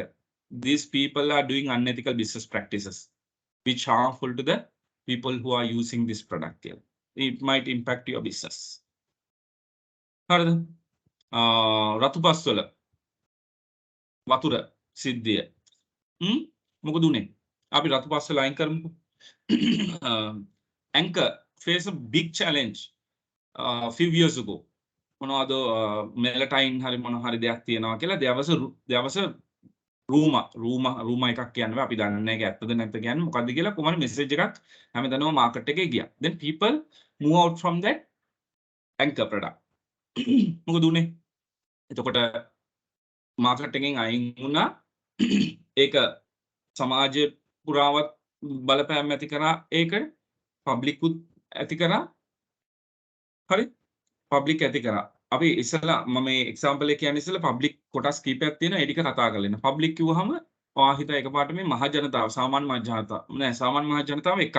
General public is a one party. They have the most influencing power. ඒගොල්ලන් ප්‍රොඩක්ට් එක ගන්න නැති වුණාට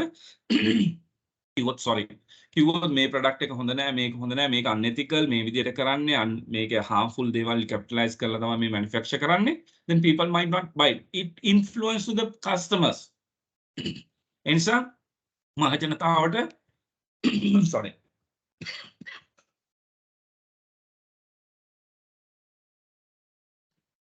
හැමතිස්සෙම කස්ටමර්ස්ලා විතරක් නෙමෙයි මහ ජනතාවත් එක්කත් සහසම්බන්ධයි. ඒක නිසා තමයි social marketing concept එක practice කරන්නේ. ඒ නිසා තමයි තුන්වෙනි පාර්ශවයටත් ඒකෙන් කොටසක් දෙන්නේ. දීලා පෙන්නන්නේ අපි සමාජයටත් යම්කිසි දෙයක් කරන කම්පැනි එකක් කියලා. එතකොට මිනිස්සු අර වගේ දෙයක් තිබුණත් harmful විදියට අපිට approach කරන්නේ නැහැ. ඒ ටිකක් කියයි ඇවිල්ලා මේ මහත්තයෝ ඔයගලන් කම්පැනි හොඳයි හැමදේම කරනවා. පොඩ්ඩක් මෙන්න මෙහෙම කතාවක් යනවා better you look at it. එහෙම නැතුව රැට පෝස්ටර් ගහන්නේ නැහැ. So you have to manage the public. එතකොට government bodies they are not directly involved but somehow government bodies තියෙනවා ඒගොල්ලන්ගේ rules and regulations වලට ඔයා inline වෙන්න ඕනේ. එහෙම inline වෙන්නේ නැත්නම් ඔයාට business එක කරන්න බෑ. Right? Rules and regulations violate කරනවා. Then you need to keep the relationship with them. You need to understand their requirement. You need to fulfill A government එකේ තියෙන දේවල් ඔයා fulfill කරන්න ඕනේ ආයතනයක් විදියට. හරිද? ඊළඟට මීඩියා මාධ්‍ය ලොකු කෝපරේට් එකක් නම් මාධ්‍යත් එක්ක හොඳයි නම් මොන රූම එකක් ආවත් ලස්සනට ඒක නිකන් හදලා දෙනවා ලස්සන පින්තූරයකට. එහෙම නැත්නම් ධනුෂ් ගුණතුලිකට වෙච්ච දේ තමයි වෙන්නේ. ධනුෂ් ගුණතුලික ගිය තැන කාපු තැන බීපු තැන ආදායම අරකද මේකද ඔක්කොම ටික ගහනවා. මීඩියාස් එක්ක හොඳ නැත්නම්. So corporate එකක් වුණාම you need to build a good relationship with the media. ඒකලන්න තමයි ඇති කිරීමේ නැති කිරීමේ බලය තියෙන්නේ අපි වගේ රටවල් වල. හරිද? පුංචි දෙයක් වුණත් කරනවා. දැන් ඇන්කර් එකේ උදාහරණ මම එතෙන්ට ගත්තේ නැත්තේ ඇන්කර් එකේ එහෙම දෙයක් වෙලා ඊට පස්සේ මොකද කරේ Anchor? they manage it in proper manner. Very professional manner, right? Strategic way ලස්සන උපක්‍රමශීලීව handle කරා. ඒකේ මේවා තියනවා කියලා කිව්වා. එක තැනකට ගෙන්නවා, දෙමව්පියොත් ගෙන්නවා, දරුවොත් ගෙන්නවා, එක තැනකින් ඇතුළට දාලා එළියෙන් එනවා ළමයාගේ කටවටෙත් කිරි, අම්මගේ කටවටෙත් කිරි.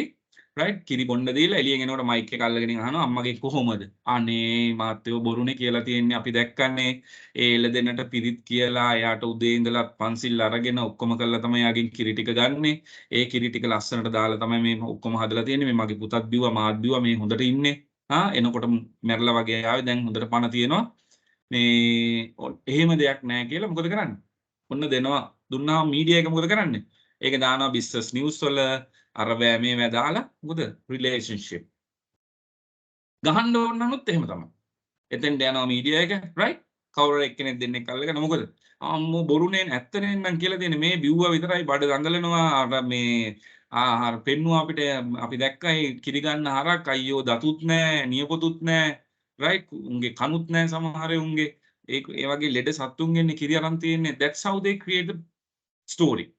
So because of that, you need to create a good relationship with the medias, public and the government bodies as well as the financial institute. Abhi kyuage every organization doesn't have all the resources within you. Wage ate naha. Oya dakinawa market එකේ opportunity එකක් තියෙනවා. Right? මොකක් හරි අපි හිතමු උදාහරණයකට ලංකාවේ කිරි නිෂ්පාදනය වැඩි කරන්න යන්නේ. ලංකාවේ හදන කිරි වලට ටැක්ස් එකක් නැහැ. පිටරටින් ඉම්පෝට් කරන අනිත් හැම බ්‍රෑන්ඩ් එකකටම ටැක්ස් එකක් දානවා. ඒතකොට ලංකාවේ හදන NLDB තව මොන හරි අපේ ලංකාවේ බ්‍රෑන්ඩ් එකක් කියන්නකො කිරිපිටි හයිලන්ඩ් හරිද? ඒ වගේ අයට මොකද තියෙන්නේ ඔපචුනිටි එක? එයාට එක්ස්පෑන්ඩ් කරන්න ඕනේ බිස්නස් එක. ඇයි? එයාගේ මාකට් එක ලොකු වෙනවා. එයා දන්නවා එයාගේ ප්‍රයිස් එක අඩුයි අනිත් අයගේ ප්‍රයිස් එක වැඩි වෙනවා. දැන් රටේ දේශපාලන නීතිය දේශපාලන political people are going to take a decision. We need to develop our local entrepreneurs, local business people. ඒ නිසා පිට රට අයට ටැක්ස් ගහලා ඒගොල්ලන්ව discourage කරනකොට we are encouraging the local business people. ඒක පටන් ගන්නවා starting from the dairy products, milk powder වගේ දේවල්. Highland okay, ඔයාට tax නෑ, ඔයා ලංකාවේ හදන්න, ඔයා හදන මිලට ඔයාගේ ලාභය තියලා විකුණන්න. But all the products who are bringing from the over the other countries, we are adding 100% tax. ඒකට මෙයා ගෙනාවුම 10යි 1000ක් හැන් 2000ට විකුණන්නේ. මෙයා හදන්න 1000යි හරි 1100යි එයා විකුණන්නේ එයාගේ profit එක තියලා. Okay. But Highland knows that they can't meet the demand. They have a very limited production capacity. But they wanted to expand their business, but they don't have money. Then they need to go and ask the money from financial institute like bank, financial companies, and all the people. If they don't have a build the trust, previously nayaran ගෙවලා නැහැ. එහෙම නැත්නම් හොඳ මේව නැහැ. ඒගොල්ලන්ගේ accounts හොඳ නැහැ. Unethical business practice කරන්නේ. Government rules and regulations violate කරලා business කරන්නේ. Do you think that financial company will help them to expand their business? Hello? No. No, never. Right? Same anan are ethical practices, social marketing practices, marketing orientation, marketing practices වගේ දේවල් කරලා they need to create a good image among the all other public parties. Government body එකක් වෙන්න පුළුවන්. Public definitely. Right? එතකොට financial publics ඒ වගේ parties එක හොඳ image එකක් හදාගෙන තිබුණොත් then you can get their help in order to capture the opportunities. එහෙම නැති වුණොත් ප්‍රශ්නයක් වෙනවා. හරි? ඒ නිසා මෙන්න මේ factors ගැන you need to keep your eyes, ears open. මේවා changes වෙනකොට මේවා කොහොමද වාට impact කරන්නේ? ඒ impact එක positive වෙන්න යනවාද? Positive නම් how we are going to capture it sooner? If it is going to be a challenge, what are the strategies that you are going to implement in order to safeguard your business or convert that challenge into an opportunity? Great thing ඒක තමයි. පුළුවන් නම් challenge එක opportunity එකක් විදිහට හරව ගන්න best thing. අපි ඉස්සරහදී කතා කරමු. marketing planning වලදී ඒවා කතා කරමු. marketers ලා බලන්න ඕනේ එතන තමයි. හැම challenge එකක් ඇතුළේම opportunity එකක් තියෙනවා. challenge එකක් ඇතුළේ opportunity එකක් තියෙනවා. ඔය ලෝකේ records තියලා දුවපු Usain Bolt I don't think මම ඔක්කොම දන්නේ නැහැ but දන්න කියවලා තියෙන දේවල් වල හැටියට කවදාවත් ඔලිම්පික් එකට එන්න ඉස්සෙල්ලා practice එකක දුවලා නැහැ world record timing වල. But competition has created that strength. Competition has created that opportunity for him to capitalize his strength. Optimizing his strength. එයාගේ තිබුණ ඒ වෙලාවේ තිබුණ තරංගකාරීත්වයම තමයි යාට strength එකක් උනේ ඒ තැනට දුවන්න. Right? නිසා තරංගකාරීත්වය කියලා කියන්නේ good thing if you are looking at from different perspective and making your right plan to come up with the right strategies.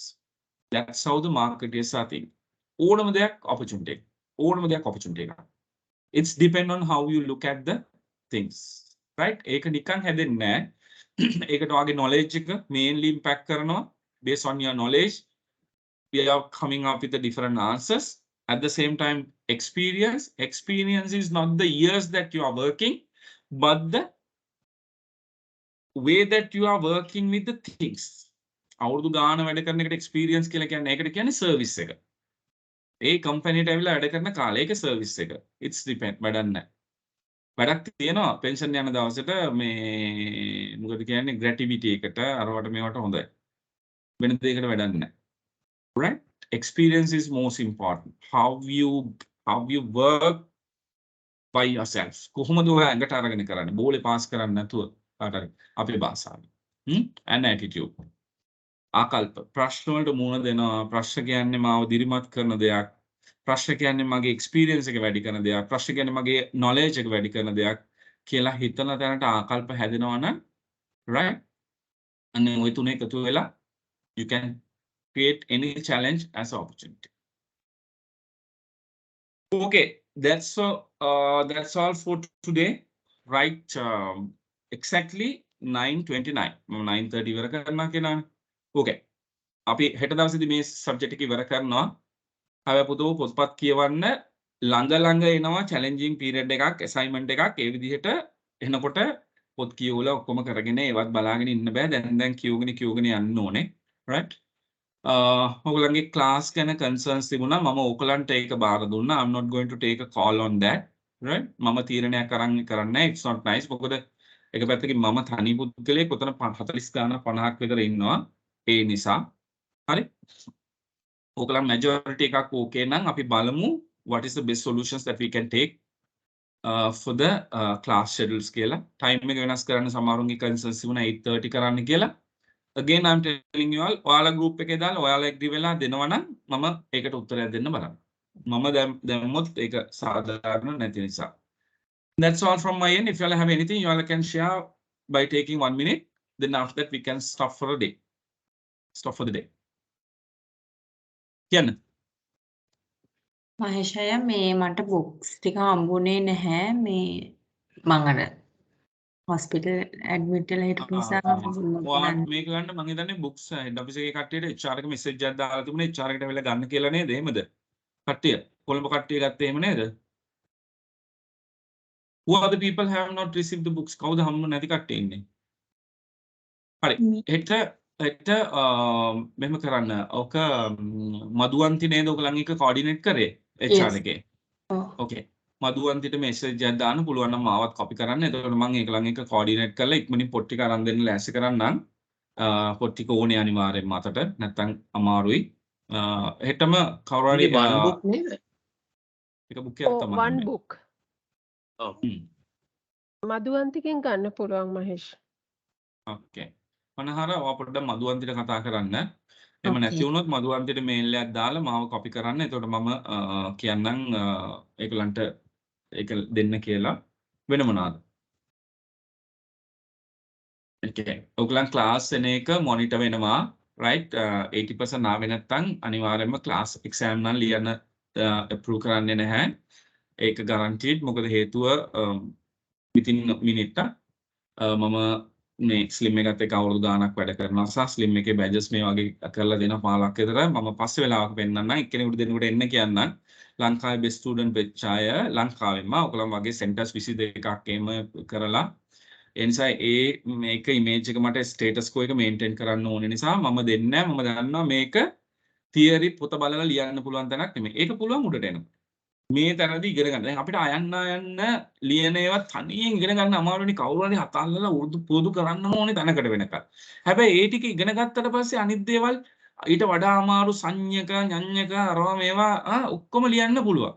හැබැයි අර දේවල් බෑ. මේ තියෙන්නේ මේ වගේ තැන. ඒ නිසා මම දෙන්නේ නැහැ. මොකද ෆේල් වුණොත් ඒක මටත් හොඳ නෑ. FF එකට ෆෙයාෆස්ට් එකටත් හොඳ නෑ. සා මෙතනින් කවුරු හරි දෙන්නේ තුන් දෙනෙක් එන්න ඕනේ ලංකාවේ බෙස්ට් ස්ටුඩන්ට් වෙන තැනට. ඒකට දැම්මම ඩෙඩිකේෂන් එක තියන්න පාඩම් කරන්න මගේ පැත්තෙන් 100% මම දෙනවා උදව්. ඔයගොල්ලන් වගේම තව ගොඩක් එකට එක්සෑම් ලියනවා. ඔයගොල්ලන් විතරක් නෙමෙයි.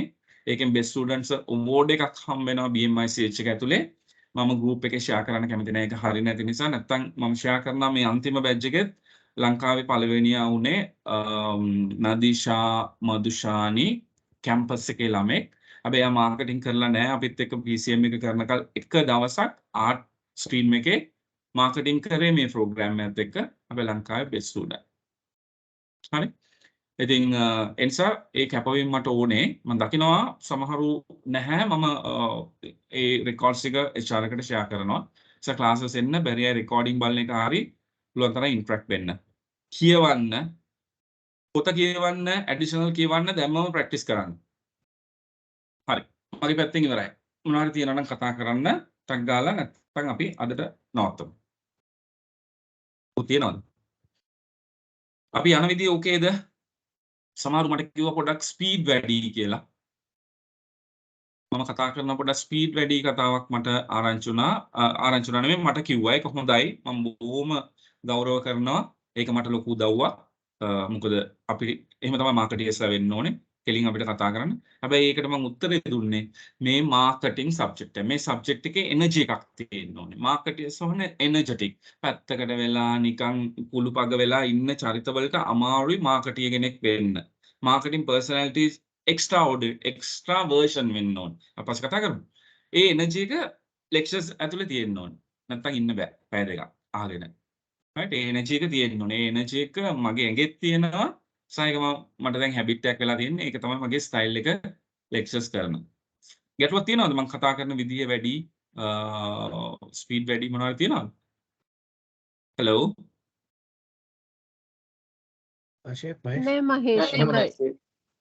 okay right මොකද ඔයගලන් ටිකක් මැචුවර්ඩ් කස්ටිය නිසා ඔයගලන්ගේ ඔළුව වල ගොඩාක් දේවල් තියෙන නිසා මට චැලෙන්ජ් එකක් තියෙනවා දැන් ඒ මොලේ ඕපන් කරලා ඒකට හිමීට ගිහිල්ලා කොහේ හරි තැනක ඒක ප්ලේස් කරන්න එපා අලුත් මොල නම් වෙනස් දරුවා කෑවද බිව්වද හෙට හස්බන්ඩ්ට උයන්න දරුවා ඉස්කෝලේ යන වැඩ කරාද මෙතන ඉන්න ප්‍රශ්නේ ඒ අස්සෙන් ගිහිල්ලා හිමීට මොලේ ඕපන් කරලා කොහේ හරි තැනක ගවඩා කරන එකත් චැලෙන්ජ් එකක් ඒකට මට එනර්ජි එක ඕනෙමයි මේක කරන්න එවනම් තවත් කරන්න නැතුව කට්ටිය good night අපි එන හෙට හම්බෙමු මොනවා හරි තියෙනවා නම් group එකේ concerns group එකේ දාන්න සිංහලෙන් කමක් නැහැ group එකේ දාන්න අපි ඒවට උත්තර හොයන්න බලමු පුළුවන් උපරිමයෙන් right එහෙනම් good night කට්ටියටම Okay, thank you Mahesh. Good good night. night okay good night good night good night